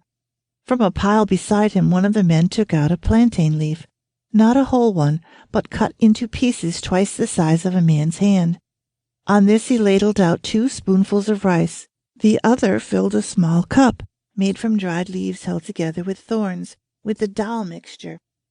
From the crush, 1 man at a time, as much by pressure as by his own efforts, was ejected, like the palm leaf stopper of a foaming toddy pot, collected his portion, drank of the holy water, and made his way out. My turn came. The level of the rice was already fallen so low that it was only by going close to the vessels that I could see any rice at all. One of the men rebuked me sharply. "Keep your distance. Do you want to devour pot and all?" I must ask for my husband, I thought, and found myself quaking. The plantain leaf was handed to me, the rice placed on top, then the cup of dal. Now, if you would be so kind, sir, I said, I will take my husband's portion as well on my leaf. They gaped at me, surprised, affronted. The woman is mad, one called out. Expects a double portion. Not satisfied with one, the other rejoined in an offended voice, but must try and make capital out of charity. I do not, I said. I have a husband and he is here. I ask only for his portion. If he is here, let him come and we will serve him in his turn. We cannot hand out food to everyone merely because they ask for it. Do you take us for fools? Keep your tales for the unwary, cried one, and the other called out impatiently, Hurry up, hurry up! Do you want to keep us standing here all night? I went, taking my food with me. Those who had been served were sitting in the open a little way off, eating, and I joined them. Perhaps I looked dejected, for one of the women said consolingly, They were sharp-tongued tonight. Probably they were tired. You must not mind. There was a murmur of assent, except from one man who said in a hostile voice, Well, they are right. Everyone must come in his turn, or who is to know the truth from a lie when people ask for more than one portion? And again from the easily swayed crowd came a murmur of agreement. I must justify myself in the eyes of these people, I thought forlornly. And I said, I spoke the truth. My husband is here. See, he is coming to me. As I saw him approach, I saw also that his hands were empty. Still, it was good to share what there was and eat, good to have food in the belly, good to feel the dizziness replaced by well-being. When we had finished, we threw the empty leaves to the goats that had gathered, expectant but patient for their meal, and that too was a satisfying thing, to see them eating leaves and cups, crunching them in their mouths with soft, happy movements, and looking at us with their mild, benign eyes. Then we went and washed our hands under the running tap, rinsing mouth and face as well in the cool water, and came back ready for sleep. It was only then that we remembered, with trepidation, our bundles. We had left them propped against one of the carved stone pillars in the long corridor leading to the assembly hall. We went to it, but the bundles had vanished. Perhaps our memory is at fault. Maybe it is not this particular stone pillar, but another. There are so many, and one is like another, I thought. To the next, and the next, and the next. There were hundreds of pillars and columns, and we went to them all with fast dying hope. 3 or 4 had seen us searching. 3 or 4 more joined these. Soon a small crowd of advisers and helpers followed at our heels. Are you sure it was this hall of pillars? There is another on the west side of the temple. Quite sure. We have not been on the other side. How could they? Said a scornful voice. That side is locked at night. Who was looking after the bundles? No one, no one. We left them unattended. Unattended? Looking for trouble, that was. There are many thieves and strangers about these days. What? Even in a temple? We did not think.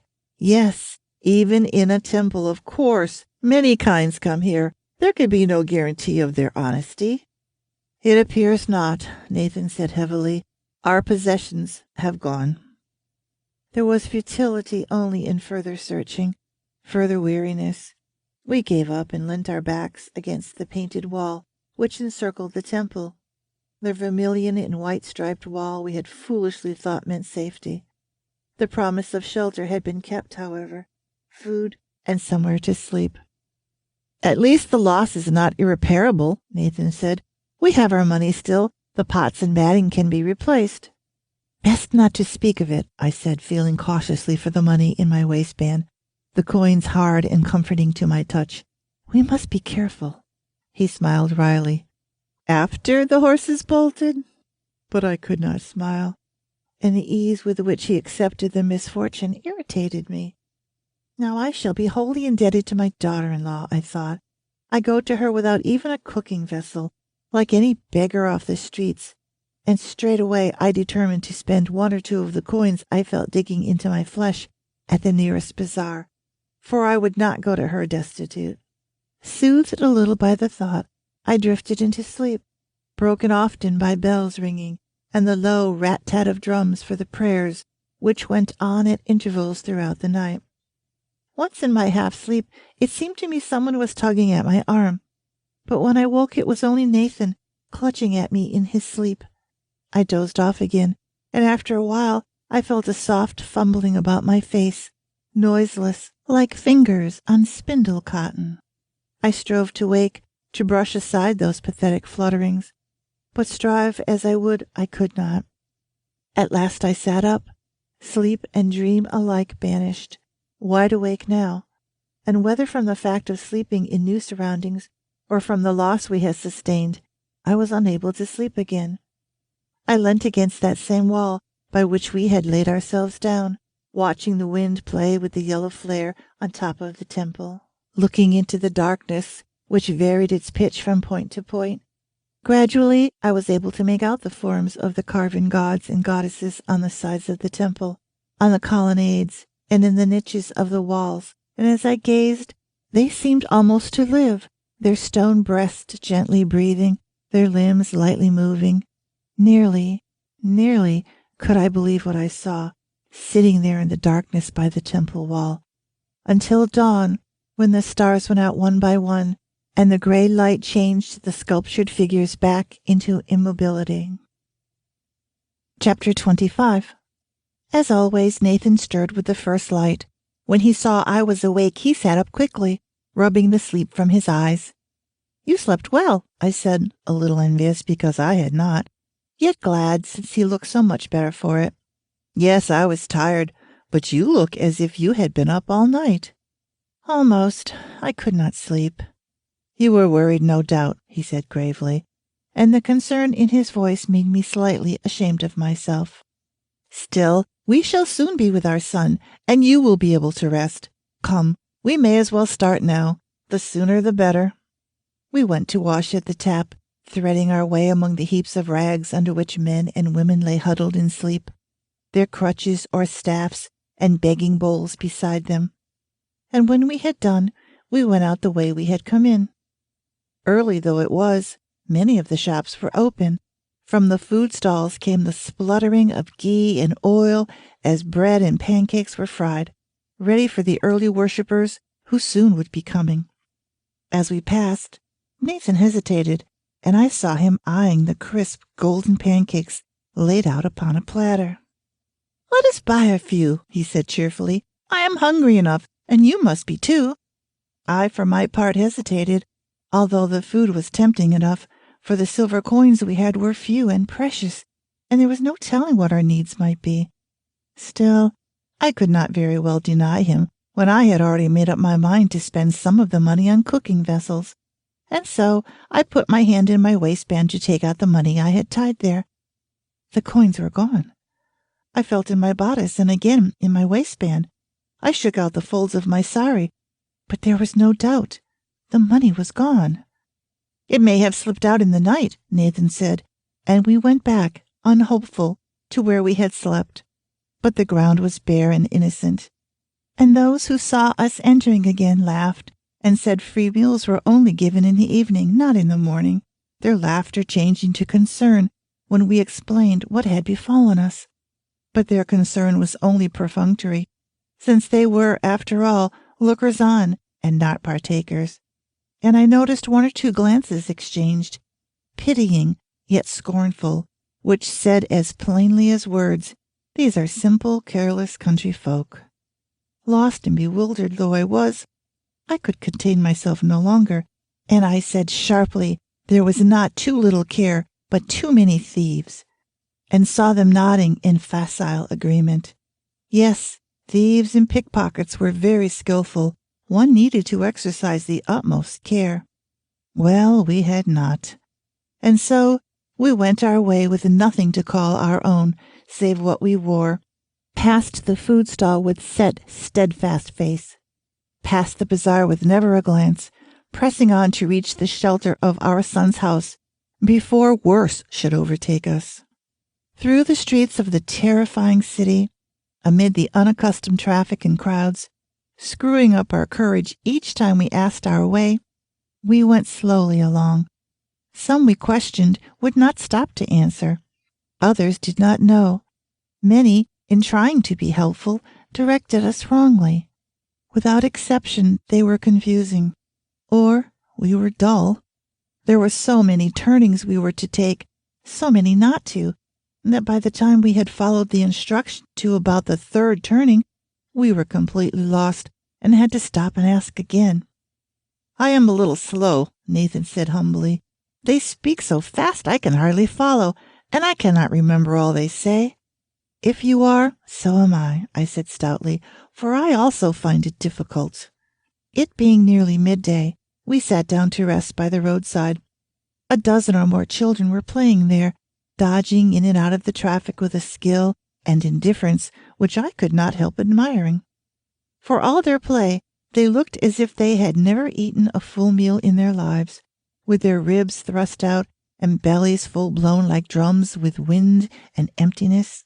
And they were also extremely dirty, with the dust of the roadside and the filth deposited upon it, and the running sores many of them had upon their bodies were clogged with mud where blood or pus had exuded.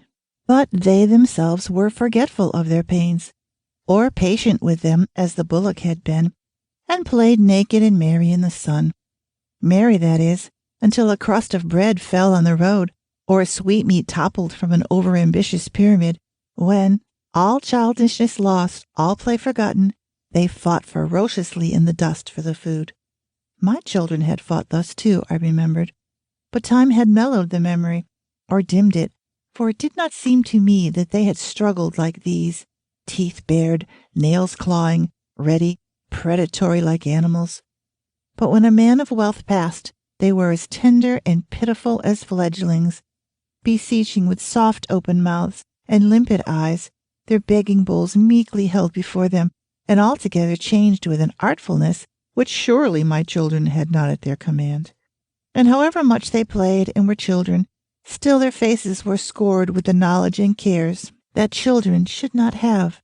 Their eyes were knowing and guileful beyond their years. "We may yet be forced to do that," said Nathan, pointing to their begging bowls, "if we do not find our son." "Never," I protested, a little frightened by his dejection. "Come, we must be on our way." "Let us ask these children," he said. "They seem quick enough." He clicked his fingers and called, and they came with bright, curious eyes, twittering like sparrows. "Tell me, my son, do you know where Coyle Street is?" "Coyle Street? There are 3 or 4. Which one do you seek?" "3 or 4!" exclaimed Nathan. "No wonder we have been chasing our tails." "If you will tell me the name of the people," a boy said, "there are few I do not know." "That I can well believe. We are looking for my son, who is named Murigan, and he works with one Birla, who is a doctor." "I do not know of Murigan," the boy said frankly, "but everyone knows Birla. For a small sum," he added, "I will take you there myself." "I have less than you," Nathan sighed. "I can give you nothing." "Oh," the boy said, disappointed, his voice falling away. Then an idea seemed to strike him, and he said shrewdly, "Yet I will myself take you there, and if you prosper, you can pay me." "And how shall I know you?" "I am called Puli, after the king of animals, and I am leader of our pack. I am as well known as Perla." "Then I shall certainly know where to find you," Nathan said, smiling, for there was an impudence on the boy which was how attractive. "Lead on, my young friend." The boy turned and said something to his companions, and there was no doubt that he was their leader, for they dispersed at once. Then he beckoned to us. "Follow closely," he said firmly, this child who might easily have been our grandson, "or you will be lost," and he motioned us forward. And as he did so, I saw that he had no fingers, but only stumps. The disease which was rotting his body had eaten away nail and flesh to the first knuckle.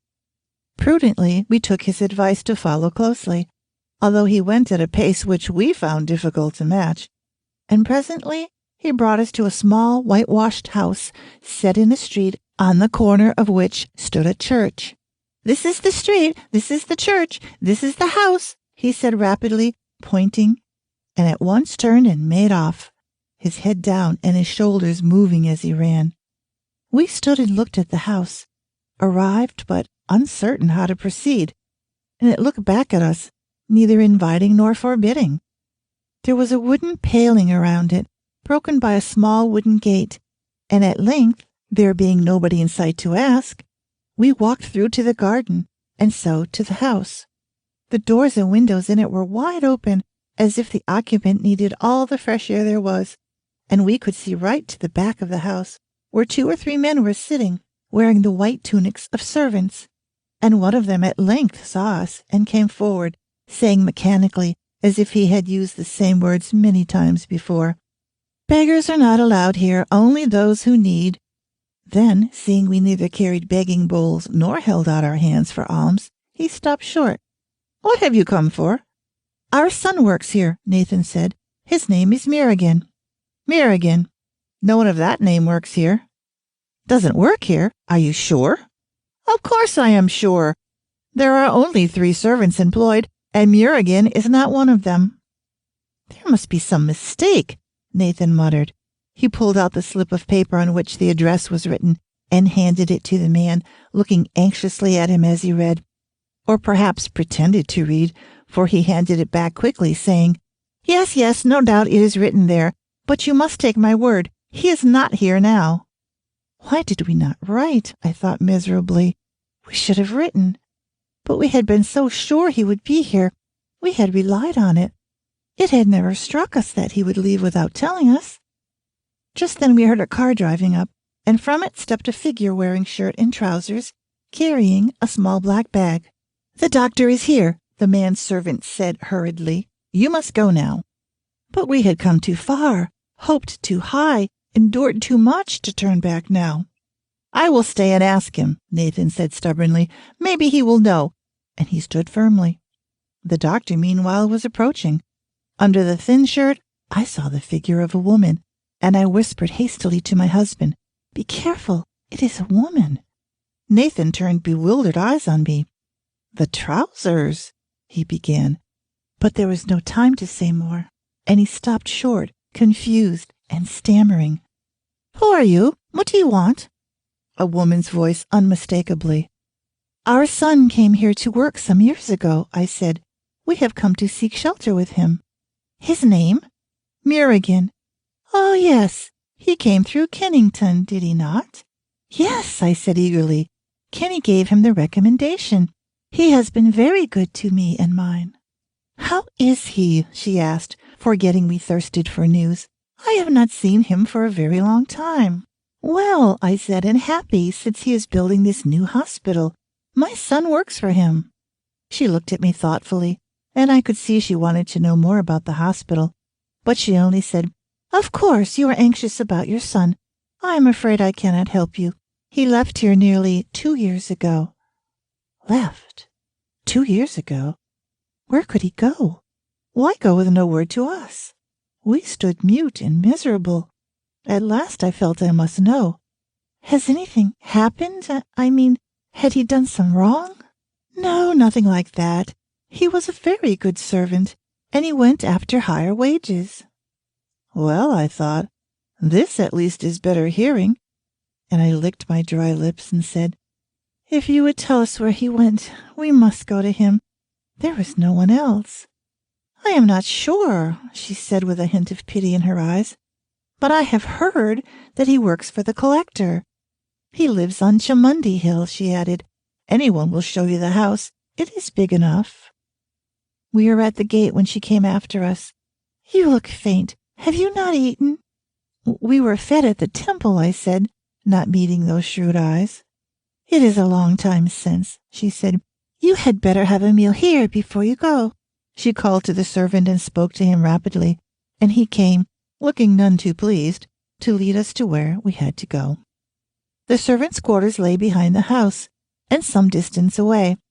They consisted of 3 go-downs, standing in a row, square rooms with brick walls and stone floors, each with a separate low doorway. At the first one the manservant, Das, stopped and beckoned us to enter. Inside it was half dark, for there was only one window, high up on the wall, and a thick blue smoke was rising from a corner where a young woman was busy cooking. "These people are to eat with us," Das said. "They are the parents of one Murigan who was before me." The young woman rose and came to us, cheerful and smiling, nursing a round, chubby baby. "You are more than welcome. You seem very tired." Her friendliness, her smile, were warming like the sun on old limbs, gentle as the rain on parched earth. I felt the stiffness that had collected in me departing, felt a new upsurge of hope. Nathan was visibly relaxed. "The rice is nearly cooked," the young woman was saying.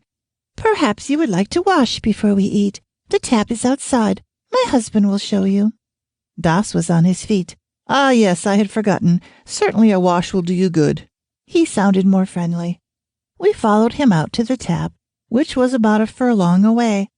A cement floor had been built around the base of the tap, but the water which dripped constantly from the pipe ran off the cement, so that the ground for some distance around was wet and muddy, with scores of footprints leading to and from it. Beyond it was the latrine.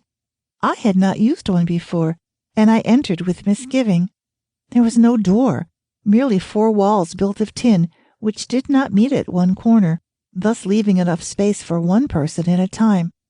No roof. Along one side a shallow trench from which rose a most foul stench.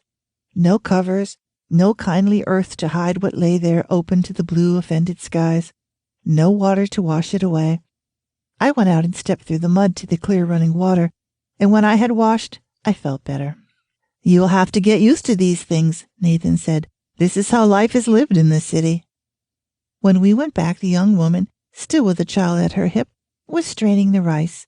Besides the baby, there were now 3 other children in the room. "Oh, yes," she said in reply to my question. "All mine, and you can always find my brats here at mealtimes. I don't see them the rest of the day." The children giggled delightedly, wriggling with pleasure.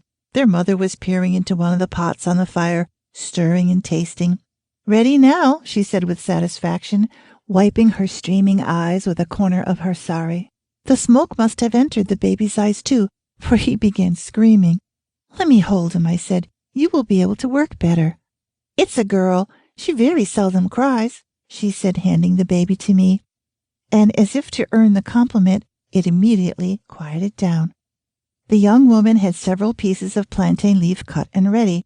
She laid these out and began serving the rice and dal, generous portions, such as we ate at harvest times, and ours larger than theirs. "You are very kind to feed us so well," I said. "We are fed free," she replied. "The doctor is very good to us and gives us rice and dal. Today she sent extra for you." So we ate with easy conscience, for I would not like to have taken from the store of a family who were for all their kindness only strangers to us, and who moreover had enough mouths of their own to feed.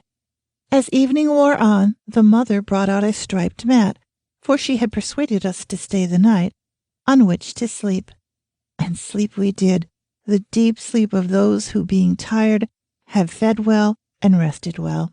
The next morning early we departed, after thanking the doctor, who was a woman, and Das and his wife, who had cared so well for us, and she came to see us go with her curious-eyed children about her, sunny and smiling, as when we had first seen her, and to this day I see her as she was then, young and kind, with a warm smile ever ready on her lips.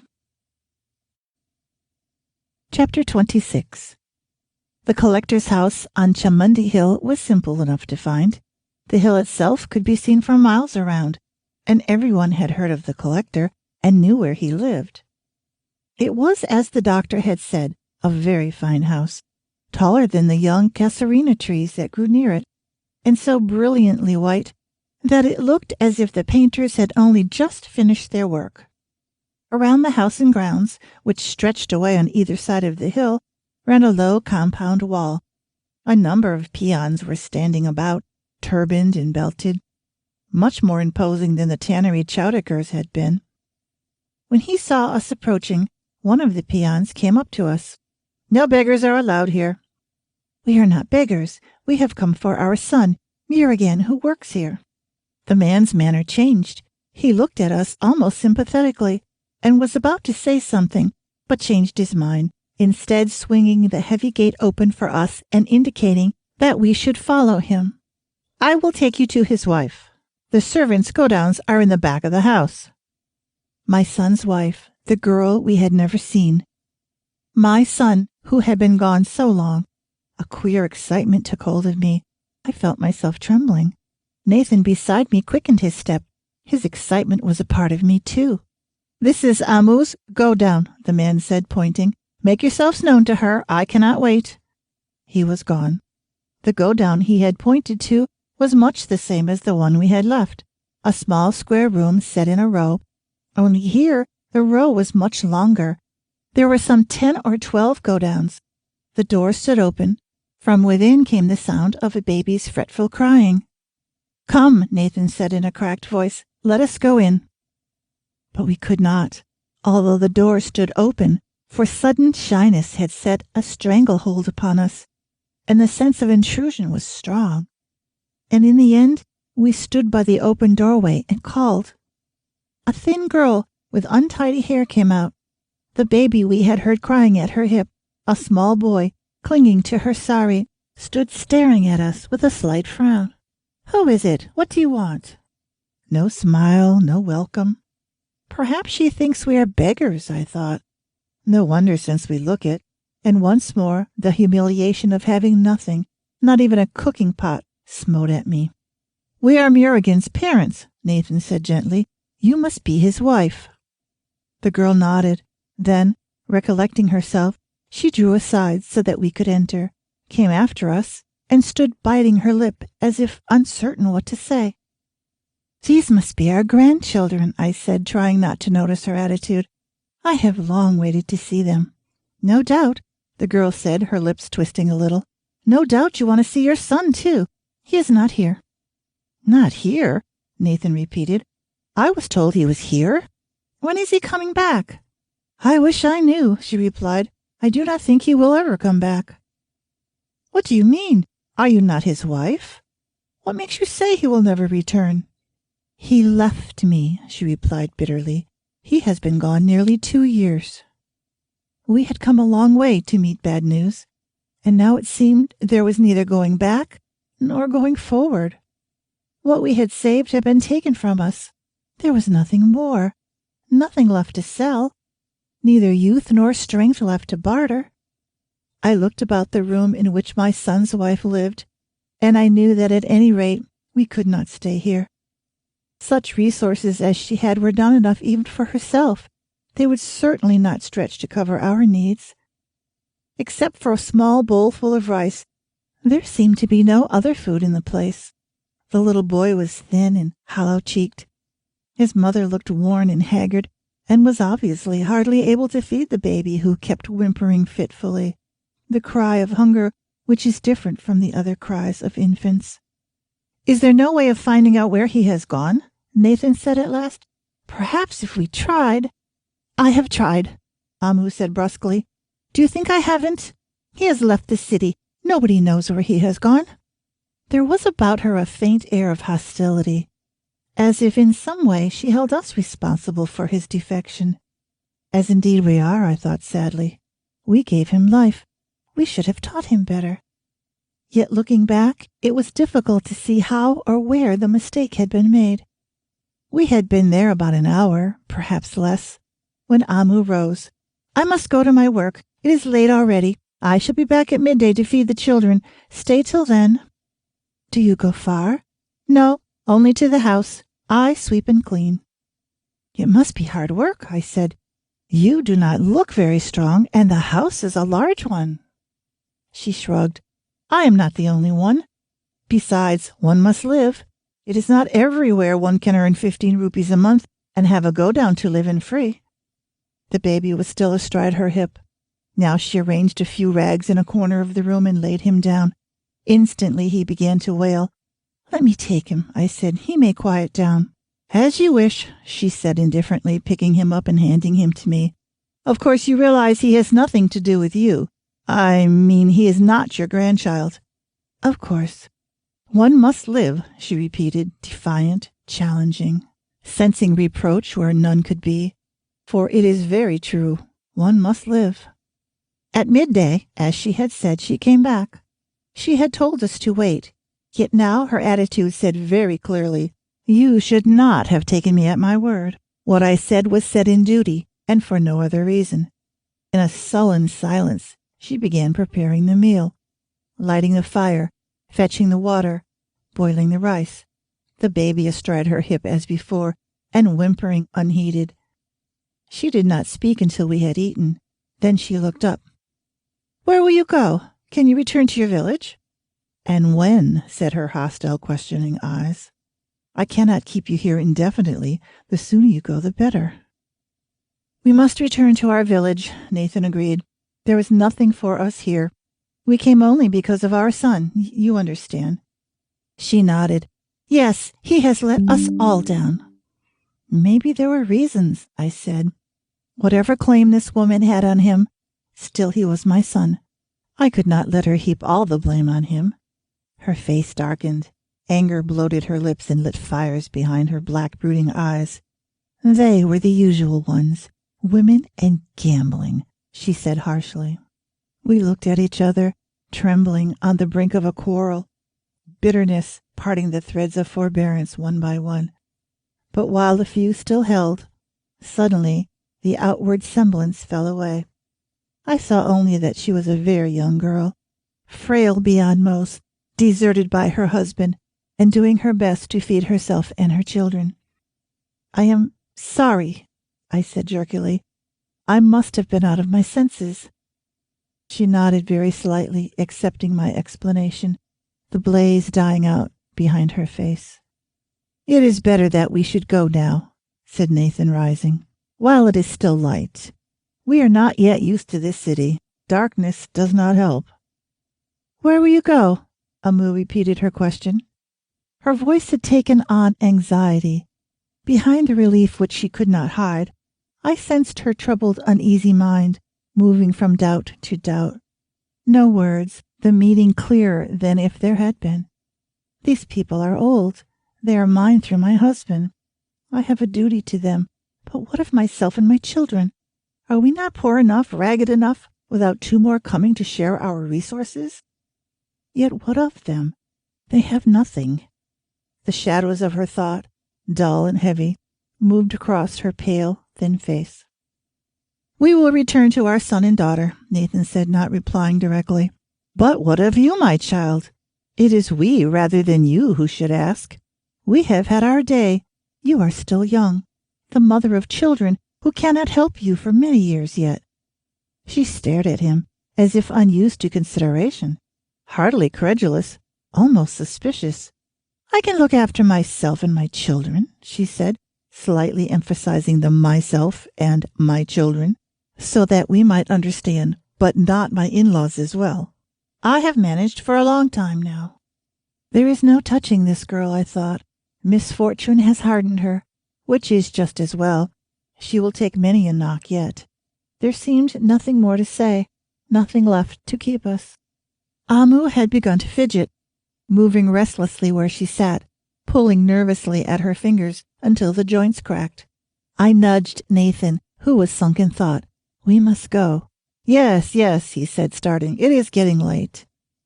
We looked again at our grandchild, who was part of ourselves, and at the poor little waif who lay quietly now on the rag heap, and we said farewell. Amu came to the doorway with us. Now that we were actually leaving, her manner became more cordial. The stiff unfriendliness she had displayed had gone with the fear that we might have come to stay. "Take care of yourselves," she called. "Godspeed, and may you get home safely." Her lips were smiling. She brought the boy to the door to wave to us. Though we had known them so short a while, there was melancholy in the parting. Maybe we shall never see them again, I thought sadly, and I heard Nathan beside me heave a sigh. Both of us absorbed in our thoughts. We did not understand the shouting. We vaguely heard until one of the peons came running after us, puffing and angry. "Are you deaf?" he bawled. "I have told you 3 times that servants are not allowed to use this gate, yet you continue as if you had not heard." "We are not servants." "Servants or not, it is all one. You must use the back gate. Come on, if you are seen here, I will lose my job." We followed him. Some distance from the main gate was a smaller one, and to this he pointed. "There, and remember to use it next time as well." "There will not be a next time," said Nathan gently, "but we shall remember." Chapter 27. One or two of the regulars in the temple recognized us. "What, you back again? Trouble with your daughter-in-law, no doubt." "No, no trouble. All is well." Some sniggered knowingly. Others were sympathetic. "Ah, well, things often turn out unexpectedly. Perhaps your luck will change soon." A few were antagonistic, and openly so. Like Amu, they saw their share of the food shrinking with each additional mouth. "Outsiders should not be allowed," they grumbled. "Are there not enough destitute in this city without the whole of India flocking in?" We looked at them resentfully. Were we not as hungry as they? Soon we were looking at newcomers with a fearful eye, wondering with each fresh arrival how much less there would be. Each night was a struggle, more fierce now that we were daily engaged in it. I saw night after night what I had not observed before: the lame with their crutches knocked away from them so that they fell and were unable to rise, the feeble separated from their supporters so that their numbers were halved. Many a time my husband stood aside, unable to face the fray. If I had not reproached him, his distaste of the whole procedure would have led him to starvation. As it was, more often than not, one meal sufficed for two. And when the crowd had dispersed to sleep, to beg, to scavenge in the cool of the night and early dawn, we sat in the quiet courtyards, or leaned our backs against the pillars in the paved corridors, making our plans and thinking, always thinking. With each passing day, the longing for the land grew. Our plans were forged against a background of brown earth and green fields, and the ripe, rustling paddy. Not, curiously, as they were, but as we had first known them. Fresh, open, and unspoiled, with their delicate scents and sounds untainted, with the skies clear above them, and the birds finding sanctuary amid the grasses. And at the same time, keeping pace with these longings, our distaste for the city grew and became a sweeping, pervading hatred. "Better to starve where we were bred than live here," Nathan said passionately. "Whatever happens, whatever awaits us, we must return." "But how? We have no money. My husband can till and sow and reap with skill, but here there is no land. I can weave and spin or plait matting, but there is no money for spindle, cotton, or fiber.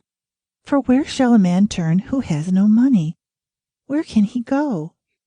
Wide, wide world, but as narrow as the coins in your hand. Like a tethered goat, so far and no farther. Only money can make the rope stretch. Only money." Then, one day I thought I would set myself up as a reader of letters, such as there are in most villages, and surely also in cities. "Who ever heard of a woman reader?" said Nathan. "No one will come to you." "If I ask little and less than the others, custom there will surely be," said I. "In any case, one must try. Even a few annas would help." "Do you think you could?" Nathan was half despondent, half eager, and somehow the eagerness alone communicated itself to me. "Yes, I am sure. If I write letters as well as read them, I shall earn even more." "How can you write without paper or ink?" "Who asks must provide," I said confidently. "Leave it to me." We looked at each other, and hope stirred, albeit cautiously, making us cheerful. "We shall need about 10 rupees," Nathan said, "for our food on the way and to pay the carter. Say 2 rupees more in case we are 3 days traveling." 8 letters a day at an anna each," I said. "Say half that for rice each day." We made our calculations, crushing optimism whenever it arose, so that we might be certain, absolutely certain. And at last we said to each other, "Soon we shall be back." All that day, and many following, I sat by the side of the road leading to the bazaar, calling to those who passed, adding to the general clamor. Men hurrying by stopped to stare inquisitively before moving on. Idlers stood or sat around lazily indulging their curiosity. Youths sauntered by, insolent of eye and manner, speaking loudly and with exaggerated clearness to each other that I might hear. Says she can read. These village folk are certainly getting above themselves. She is a writer as well. What do you suppose she writes with? Probably uses her... Whispers, laughs. Oh, come away. She is past all that. She must be mad to imagine. Grimly, I took no notice and went on with my cries. By the end of the day, my voice was hoarse. My mouth tasted of the dust that each passing pair of feet raised. My hair was full of it. I had earned 2 annas, and I spent it on a rice cake for us to eat in the morning. 1 year ended, a new one began. Worshippers at the temple brought garlands of jasmine instead of chrysanthemums, and roses had disappeared from the feet of the gods. Still we stayed on in the city, and whether from its fumes or from the blighting of our hopes, my husband began to suffer again from rheumatism, and at the same time the old bouts of fever began. Over and over again I told myself, we must go from here, especially at night, when my husband lay beside me twisting and straining in his sleep. It seemed to be the one hope for him, and I would look at the yellow flare burning from the top of the temple, and at the carven gods vigilant about us, and only one prayer did I utter. I was returning to the temple one evening, hurrying so that I should be in good time for the meal, when I heard someone running after me, shouting something I could not understand. I stopped at last and looked round, peering at the boy who had come up panting, but it was dusk, and I did not recognize him. Do not pretend you do not know me, he said accusingly. I am Pooley. I have come for my payment. Payment? What payment? I owe no one anything. I walked on quickly, and the lad came after me. I took you to the doctor's house, not so long ago either, and you promised to pay. I remembered now. It was the boy with the impudent face who had guided us. If you do not, he continued threateningly, it will be the worse for you. I am not used to being bilked.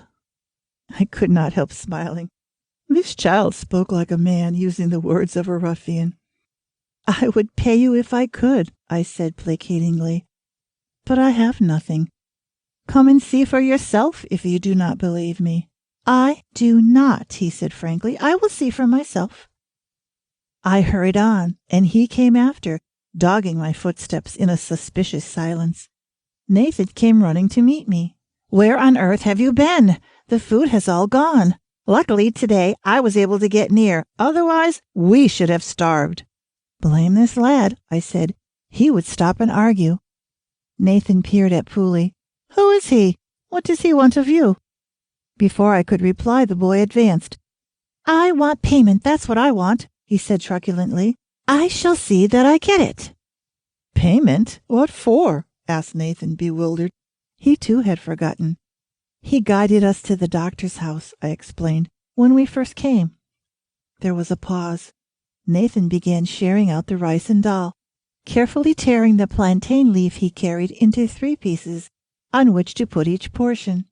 I had, with the day's earnings, bought as usual 1 rice cake, which I now broke to hand around. The boy stared at it. You must have money, otherwise how could you buy rice cakes? I sighed. I earn 2 annas a day by writing letters, sometimes a little more, sometimes a little less. I buy food with it. Which is not unreasonable, Nathan said impatiently, seeing how 1 portion has sometimes to be stretched to 3. At last Pooley seemed satisfied. He began to eat, and once more I saw that he had no fingers, only stumps. He himself did not appear to find any difficulty in managing without, except that once or twice he had to use both hands, and there was a certain awkwardness in his handling of the food. Despite myself, I could not keep my eyes off his hands. The harder I tried to keep my gaze fixed elsewhere, the more it fastened itself on those stumps. Pooley, seemingly unaware, continued eating stolidly. He is used to it, I thought. He knows and accepts the shameful probing curiosities of human beings. When we had eaten and fed the leaves to the goats and washed, Polly, to my surprise, lay down beside us. "You had better go home," I said, nudging him. "What will your poor mother think if you stay here all night?" "I have no mother, poor or otherwise," he said. "There is no one to worry about me, and none to worry me either, which is a good thing." And turning on his side, he fell instantly asleep. I might have felt apprehensive for him, but that I knew him to be eminently capable of looking after himself, or sorry, save that he so patently did not desire it. But I could not help feeling a vague responsibility, which certainly I knew I was in no position to fulfill. "He is probably better fitted to fend for himself than we are," Nathan began. But although he was echoing my thoughts, I found myself turning on him indignantly. "How can you say such a thing? He is only a child, no more than 9 or 10, and he is not whole either as we are." But that he was right, Polly demonstrated the next morning. When we woke, we found him sitting cross-legged beside us, frowning thoughtfully. "You earn 2 annas?" he asked, "after working all day?" I nodded. "Sometimes 3 or 4. "Between 2 and 4, then," he amended impatiently. "Have you no wish to earn more?" I stared at him. "If only I could," I said, half breathless. "Is there some way?" "There is a stone quarry," he said, "not far from here. Stone breakers earn good wages." "And who will employ us," said Nathan sadly, "at our age? Such heavy work would in any event be beyond us." "Age doesn't matter," the boy said impatiently. "As for who will employ you, there is no such thing. Anyone can go and work and be paid by the results, so much for each sackful." "Are we not beyond such labor?" "Indeed, no. All kinds work in the quarry, men, women, and children. I would work too," he added, "but I cannot hold a hammer or stone firmly enough." "One can earn a lot if one works quickly." "Lead on," Nathan said. "We are in your hands." We heard the noise of the stone breakers long before we reached the quarry. A clink-clank of stone on stone, with intermittent dull explosions. As we drew near, the din grew louder. We had to shout to make ourselves heard. The quarry was on a hillside, not the common pleasant Chamundi hill, but another, lesser hill, bare and rocky, with here and there a few clumps of prickly pear. On one side of the hill the land fell away sharply, almost vertically, and here was revealed the actual quarry, an enormous irregular crater strewn with boulders and lined with jagged rocks, its side pitted with holes of varying size. People were everywhere, some working in the quarry itself, others scattered about the hillside. The heftier among the men splitting boulders, the women and children chipping fragments off the larger stones. Movement everywhere, a myriad arms rising and falling, hands flailing, backs bending and straightening in a relentless rhythm. At intervals I observed a red flag being hoisted, which seemed to be some sort of danger signal, for those working in the vicinity immediately dispersed to wait at a safe distance. A shrill whistle also blew as a warning to those who had not seen, or who had disregarded the red flag, and within a few seconds followed the explosions we had heard when approaching the quarry. "The sheetrock is blasted by gunpowder," Polly explained. "The municipalities send special men to do that, but the other work can be done by anyone." So it seemed. There were all ages and sizes here, but we were at a loss where to begin. "Begin here," Polly said. "It is some way from the quarry, where most of the blasting is done, and you won't have to run so often." He sat himself down, keeping a watchful eye on us. "I have never done this kind of work before," I said uncertainly. "I hardly know." "Oh, it is quite simple. You merely hammer the stones until they break. The only thing is you must get them the right size. See that pile there?" He pointed to a heap of stones, most of which are about the size of a child's fist. "Try and get them like that." And that was precisely the difficulty, to break the stones to the required size. Sometimes they were too big, sometimes too small. We struck lightly and only chips glanced off the stone. We struck hard and it fell to fragments. The air was full of flying dust and stone particles. Part of the trouble lay in keeping one's eyes open while striking. It is not a simple way of earning, I said, and it is more difficult than it looks. And Nathan grumbled, if we had a hammer, at least we should not have so much waste.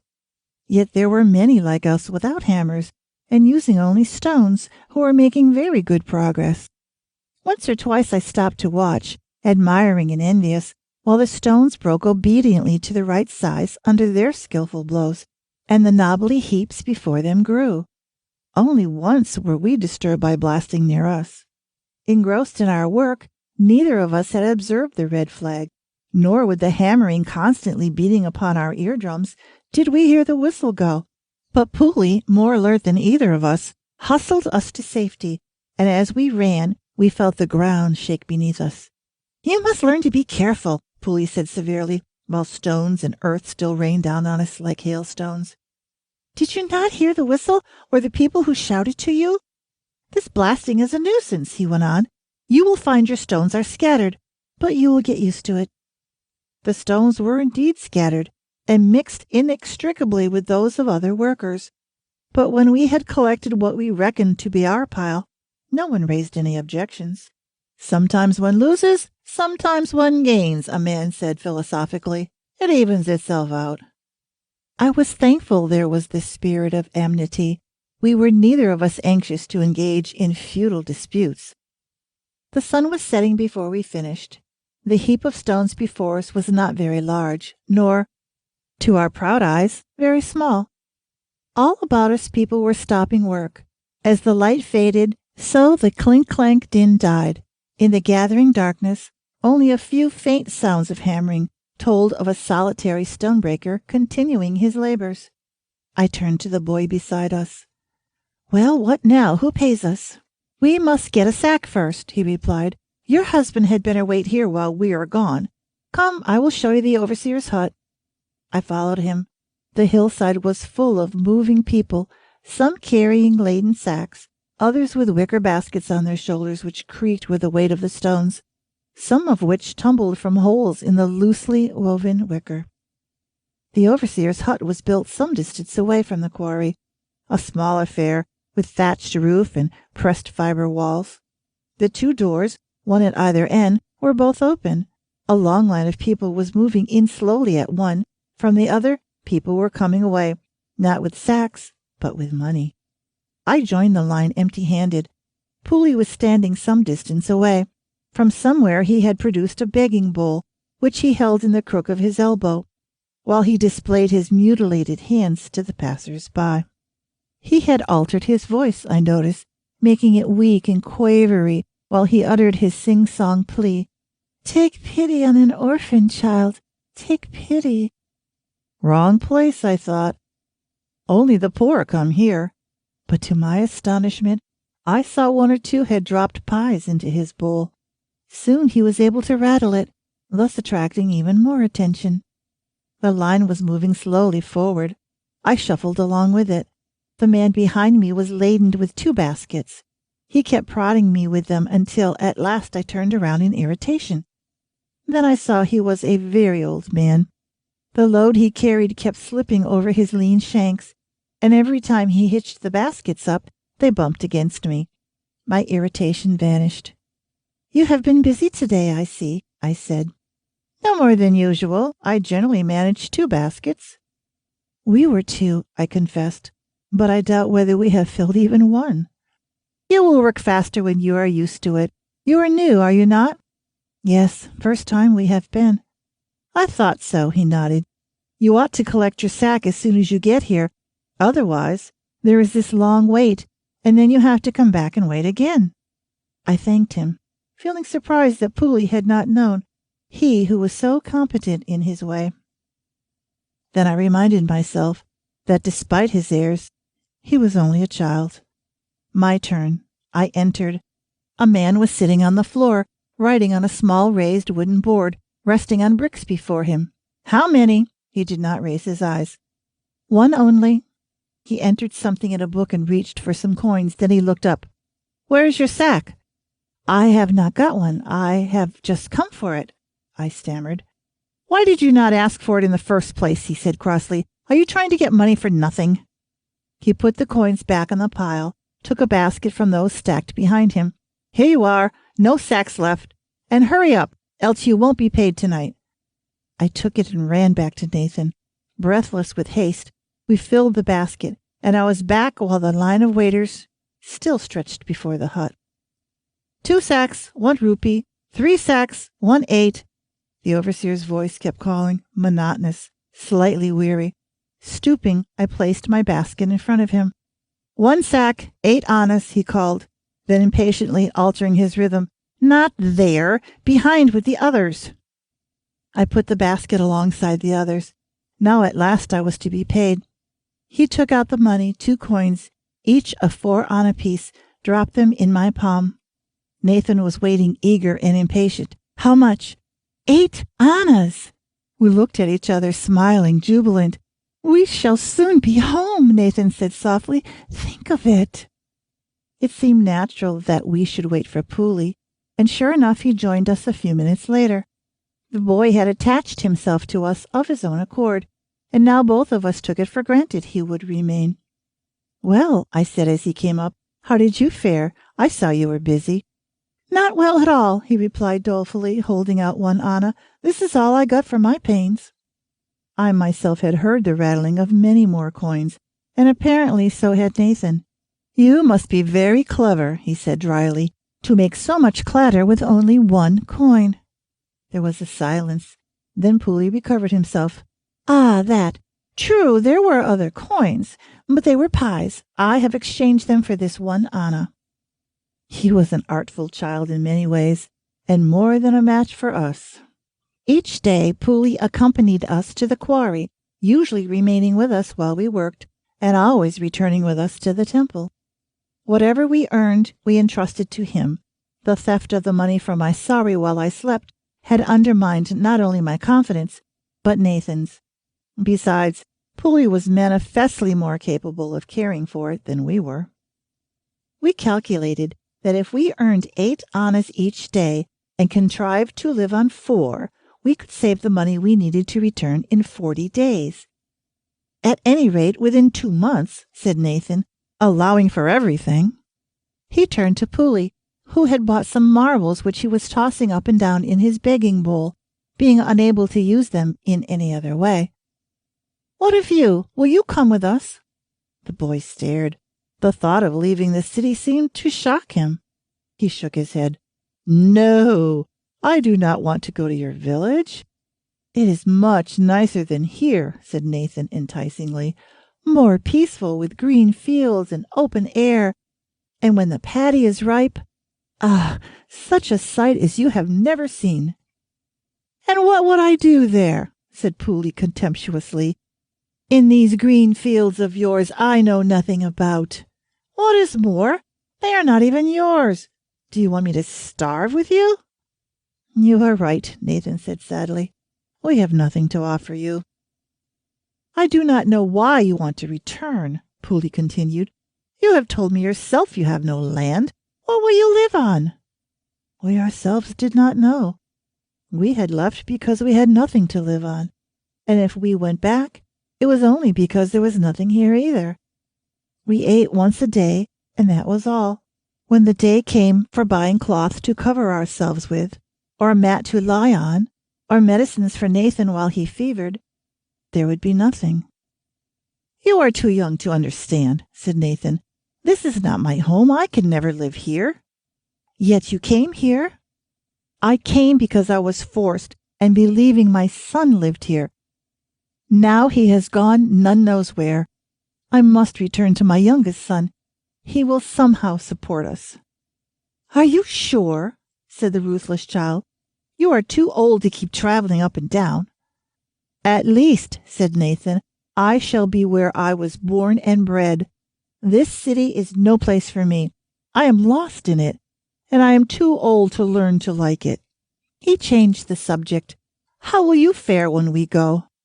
"As I did before you came," said Pooley indifferently. "We beg and work sometimes, and filch from stalls when we can, I and the other boys. I know every street and alley," he added proudly.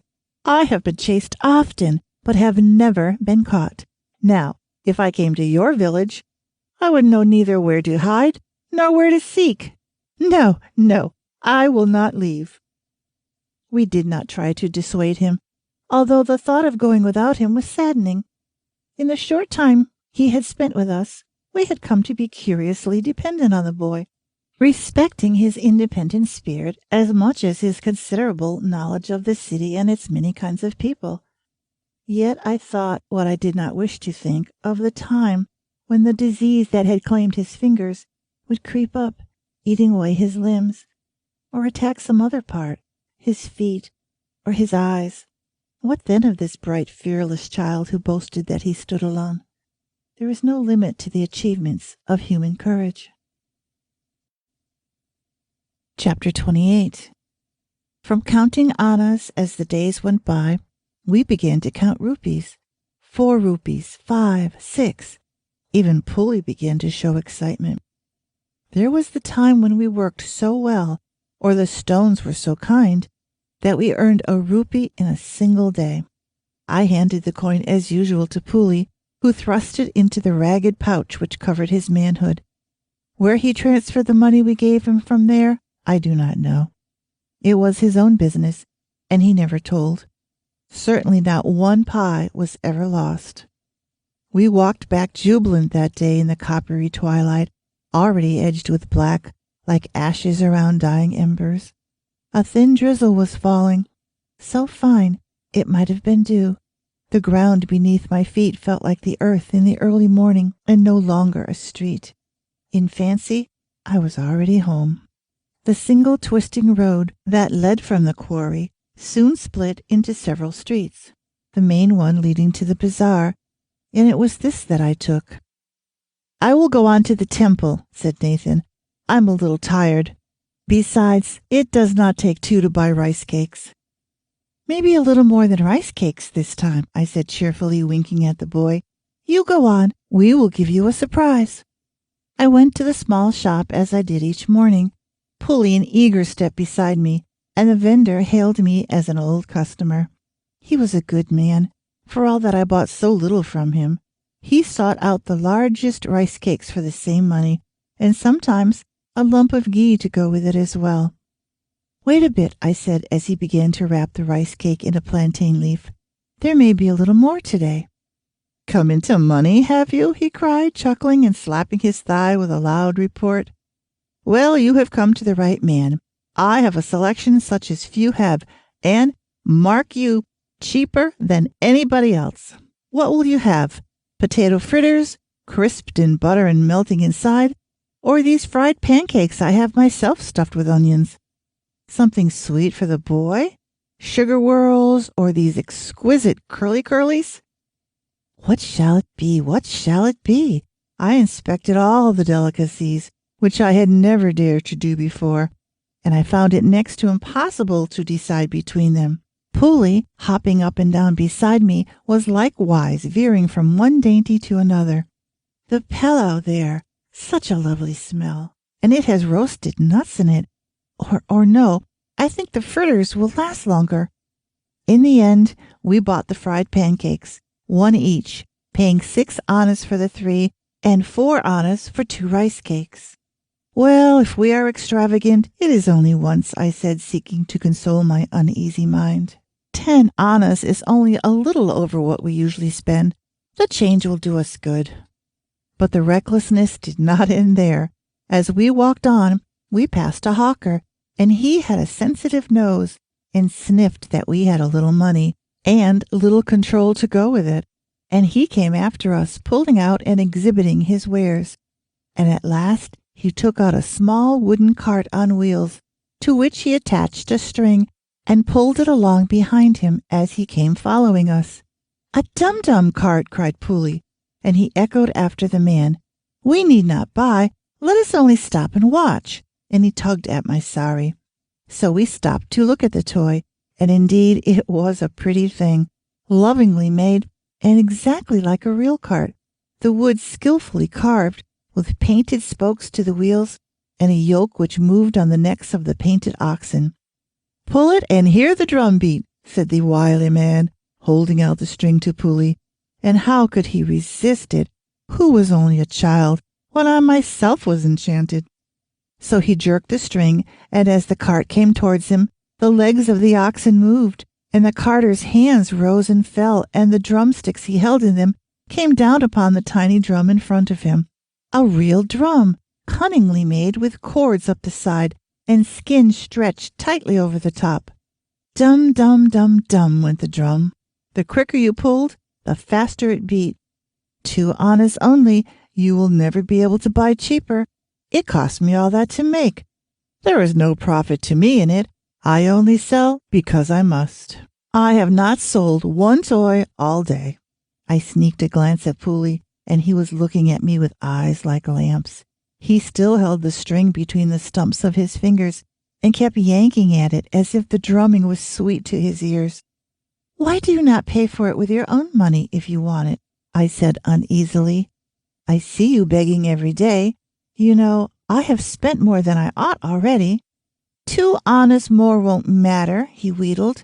I promise I will never ask you for anything. But you have money of your own, I repeated. I have seen it myself.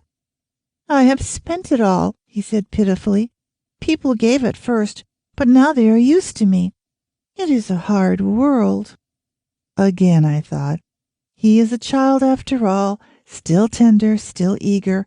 Whatever he may say or do, he has lived only a short time, not easily.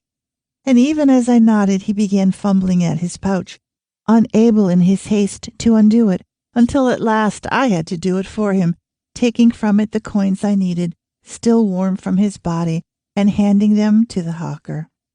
Then extravagance grew frenzied, encouraged by this lapse, and I could not stop myself from taking out 2 more annas to buy another cart. For my little grandson, I thought, who has had so much to bear from his birth. And I pictured his white, transparent cheeks flushing with excitement, while Ira hovered nearby with her face like a flower and the rare smile that graced it. The hawker took the money from me and made off quickly, no doubt fearing that I would come to my senses. We continued on our way, Pooley dragging one cart behind him, I carrying the other together with the rice cakes, the pancakes, and the 2 anna piece, which was all that was left of the day's earnings, while I thought again and again of what I would say to my husband. Now we were within the precincts of the temple, and I caught sight of Nathan and ran towards him, bidding the boy pick up the cart with its infernal drum. But no, he was bewitched. The cart must come dum-dumming behind him. I don't know what came over me, I blurted, penitent. I shall work very hard tomorrow to make up. You will see. Nathan looked at me. His eyes were dull. He is exasperated, I thought. No wonder. We have a surprise for you, I said with false cheerfulness. Look, pancakes. Nathan gave them a glance, then rose hurriedly to his feet. I saw him stagger to one side, away from the stone corridors. When the spasm of sickness was over, he came back to lean against a pillar. He was shivering. It was the food, he gasped. It turned my stomach. You have worked too hard, I said. It does not do to strain oneself. The fever has been coming all day, he said, since this morning. I felt his body, and it was burning hot, the skin dry and stretched. He had obviously been ill for several hours. Why did you have to do it? I wanted to say, why? But I only said, lie and rest. You will feel better. And I took his head in my lap and set my hands to massaging the pain from his limbs. The rain, which had been a fine drizzle, had become by morning a heavy downpour. The air, as always at the beginning of the monsoon, lay like a blanket upon the earth, damp and suffocating. But when it blew, the wind came through the rain wet and chill. Nathan was still shivering, but no longer violently. I broke up the 2 rice cakes, and we ate in silence, depressed by the ceaseless rain. Nathan has eaten his share, I thought. He must be better. It is the cold which makes him shiver. Nevertheless, I said to him anxiously, stay behind and rest. It is not good for you to go out in this rain. Tomorrow will be enough. Tomorrow and tomorrow it will rain, he replied. It is the monsoon. I cannot sit here idling while the days slip past and we are still far from home. We went, the three of us, to the quarry, joining the bedraggled group of workers toiling along the winding, muddy road. Those who were richer bought and donned palm-leaf hooded cloaks, which fell stiffly from head to thigh, making them look like walking beetles. But these protectors were expensive, 12 annas apiece. Most of the workers did without. Rain had softened the road. Liquid mud came squelching up between my toes as I walked. Ahead and behind me were scores of footprints, many of them like small pools where water had seeped in. The cart tracks were full of water, too, long lines crisscrossing with mud flung up on either side of the trenches. 3 or 4 empty bullock carts passed us on the way to collect the broken stones. The bullocks drawing them, struggling to get through the morass, their hides slippery with rain. The cartwheels sank deep in the mud as they turned. Mud spattered continuously from the creaking wheels. "The worst season of the year," a voice was grumbling. "Next year, whatever happens, I shall not work." "Pah, you say that every year." "No, really, this time I mean it, even if it means not eating." Plans. Everyone had plans. They were all built on money. Save enough to keep dry. Save enough to cast one's chains. Save enough to go away. The clink of stones came to us sodden with the rain, indistinct, unmistakable. A few brave souls had risen with the dawn, up the hillside to join them, scrambling over the sharp slopes. Once I caught at a bush to help me up. It was a prickly pear, and I had to spend precious minutes pulling out the thorns. Nathan behind me was panting. The breath came and went so quickly that his chest resembled a bellows. "I will rest when we are home," he said to me impatiently. "There will be plenty of time then." And I listened to him. All day we sat there in the rain breaking stones, and for the whole of that week, and Nathan grew neither better nor worse. On the 7th day, the ague came upon him again, but he did not stop work. A kind of frenzy drove him on. Rain, not heavy now, but monotonous, dripping on us, splashing on the stones. No shelter on that bare hillside. The wind came whistling round it and struck at the crouched, wet bodies. Hammer on stone, stone on stone, clink, clank, drip. The rain had even defeated Pulley the lion-hearted. He would not accompany us to the quarry. Dusk was approaching, early because of the sullen lowering clouds when I took up the sack. Not full today. The stones rattled loosely inside. "Don't wait for me," I said to my husband. "I will be with you soon." "Don't be long," he said. I went quickly from him with the sack on my back, running to get to the head of the waiting queue. 6 annas, less than we have earned before. But we have nearly enough now, I thought, coming through the gloom. I must see about a carter. Maybe it will not be as much as we have reckoned. Then we can leave at once. My mind wandered to my home. Would it still be there? I saw before me my daughter and the shy, white-faced Sacrabini, and Pulley, if only he would come. How happy we would be, my husband and I. Not Pulley, though. He would certainly refuse. I shall miss him, I thought sadly. But he won't even notice our going. Disjointed thoughts kept clattering through my brain. Or was the clatter only the rain? I stumbled down the hill slopes, treacherous with mud and stones, sighing with relief as I reached the road. Halfway along it, I saw a small knot of people gathered. Nothing can make me stop, I thought, hurrying along. Then one of the group called, "Aye, see to your man, he has fallen." I stopped, and my senses poised themselves on the brink of insensibility, ready to swoop away at the merest nod from me. I shook off the blackness and went to him through the gathered people, who parted to let me through, then closed their ranks as I knelt beside him. He was lying by the side of the road where someone had carried him, not in the gutter, but away from the road to avoid the mud-churning cartwheels. His body had made a trough of the wet mud. In it he lay, jerking and twitching. Next to him, the swollen gutter ran like a stream, noisily. Above it I could hear his hoarse breathing. I touched him, and his body was as chill as the wind. The pitiless rain came splashing down uncaring. I had no shield for him. At last I unwound part of my sari, meaning to tear it, but the material would not tear. Where my hands were, it gave, limp, and perished. In despair, I wound the rags about me again. Nobody gave anything. Nobody had anything to give. The men in loincloths, the women in saris, tattered and sodden like mine. It makes no difference, I thought to myself, and found the words being murmured by another. One man took him by the armpits, another his feet. I came walking behind, with me other women, whispering words of comfort that the rain washed away as soon as they were uttered. Sometimes there was a silence while they waited for my answer, waited while I groped for their words. Has he been ill long? Yes, some time. Have you no sons to help? Yes, no, not here. I licked my wet lips. There was a taste on them of salt and of the fresh sweetness of rainwater. I did not know I had been crying. Chapter 29.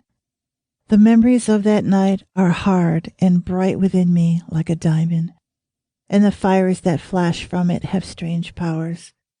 Some are blue and wrap me gently in their glow, or green and soothing like oxen eyes in the night. But there are others, yellow and red, that sear me with their intensity. When this happens, I call to the mists, and they come, like clouds that cover the sun. But the fires themselves are always there. They will never be extinguished until my life itself is done. What do I remember? Every word, every detail. I remember walking along the wet, deserted street by the wall of the temple. I remember looking up for the flare that had ever burnt on top of the temple, and it was quenched, and the black demons of fear came shrieking at my ear and would not be silenced. For all that I repeated like a mad woman, fire cannot burn in water. I saw the faces of men who were not there, and of children from whom the life had been filched, and yet it was black night, blacker than black, since the stars were hidden. They laid my husband on the paved floor, and I sank down beside him. Somebody brought a light, a hurricane lantern that burned steady in the stormy wind. Somebody else, water. His body was caked in mud, wet and dirty. I wiped him clean, took his head in my lap. The knot of people who had come so far with me melted away into the darkness in ones and twos when they saw how it was. Nathan's head kept twitching from side to side. He called to our sons and muttered words that I did not understand. The rays from the lantern fell on his wasted face, on the tight yellowed skin, on the lips split with fever, on his limbs, which were like a child's. Sometimes his breath came between his chattering teeth in gusts, rising above the rain and the winds that swished down the corridors. At other times, I had to bend to listen.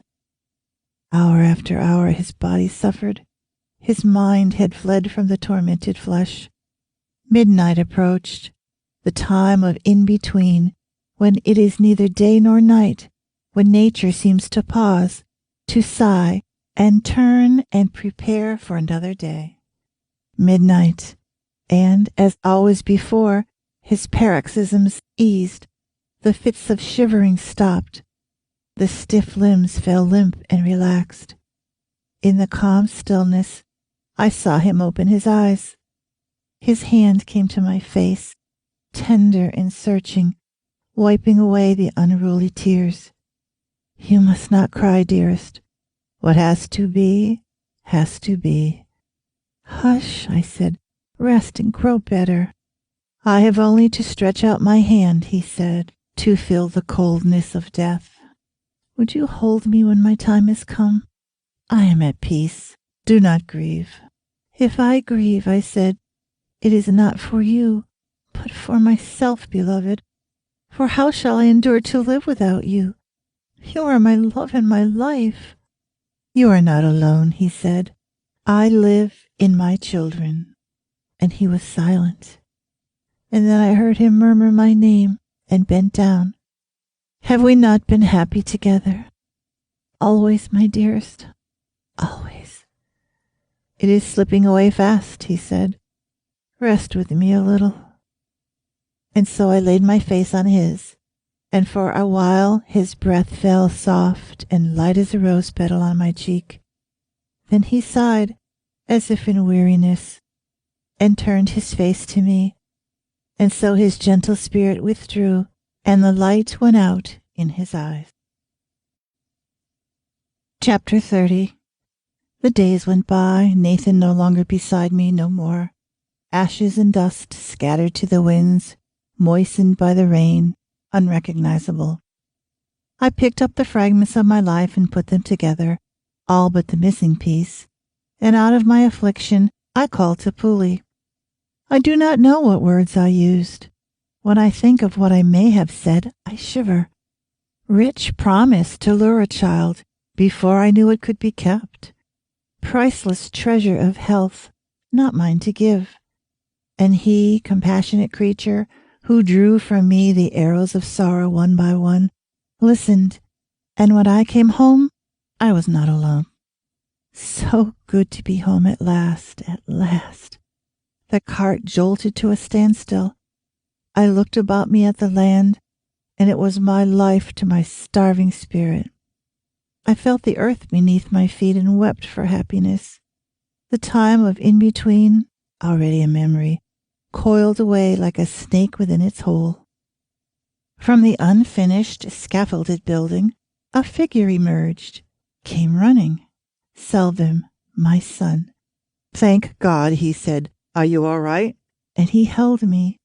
My daughter joined us, her haste making her breathless. Puli alone, not of the family, standing a little apart awkwardly, clutching in his arms the dum-dum cart. I called to him. My son, I said. We adopted him, your father and I. You look tired and hungry, Ira said, taking his arm. Come with me and rest. I will prepare the rice. They walked on ahead. Do not worry, Selvin said. We shall manage. There was a silence. I struggled to say what had to be said. Do not talk of it, he said tenderly, unless you must. It was a gentle passing, I said. I will tell you later.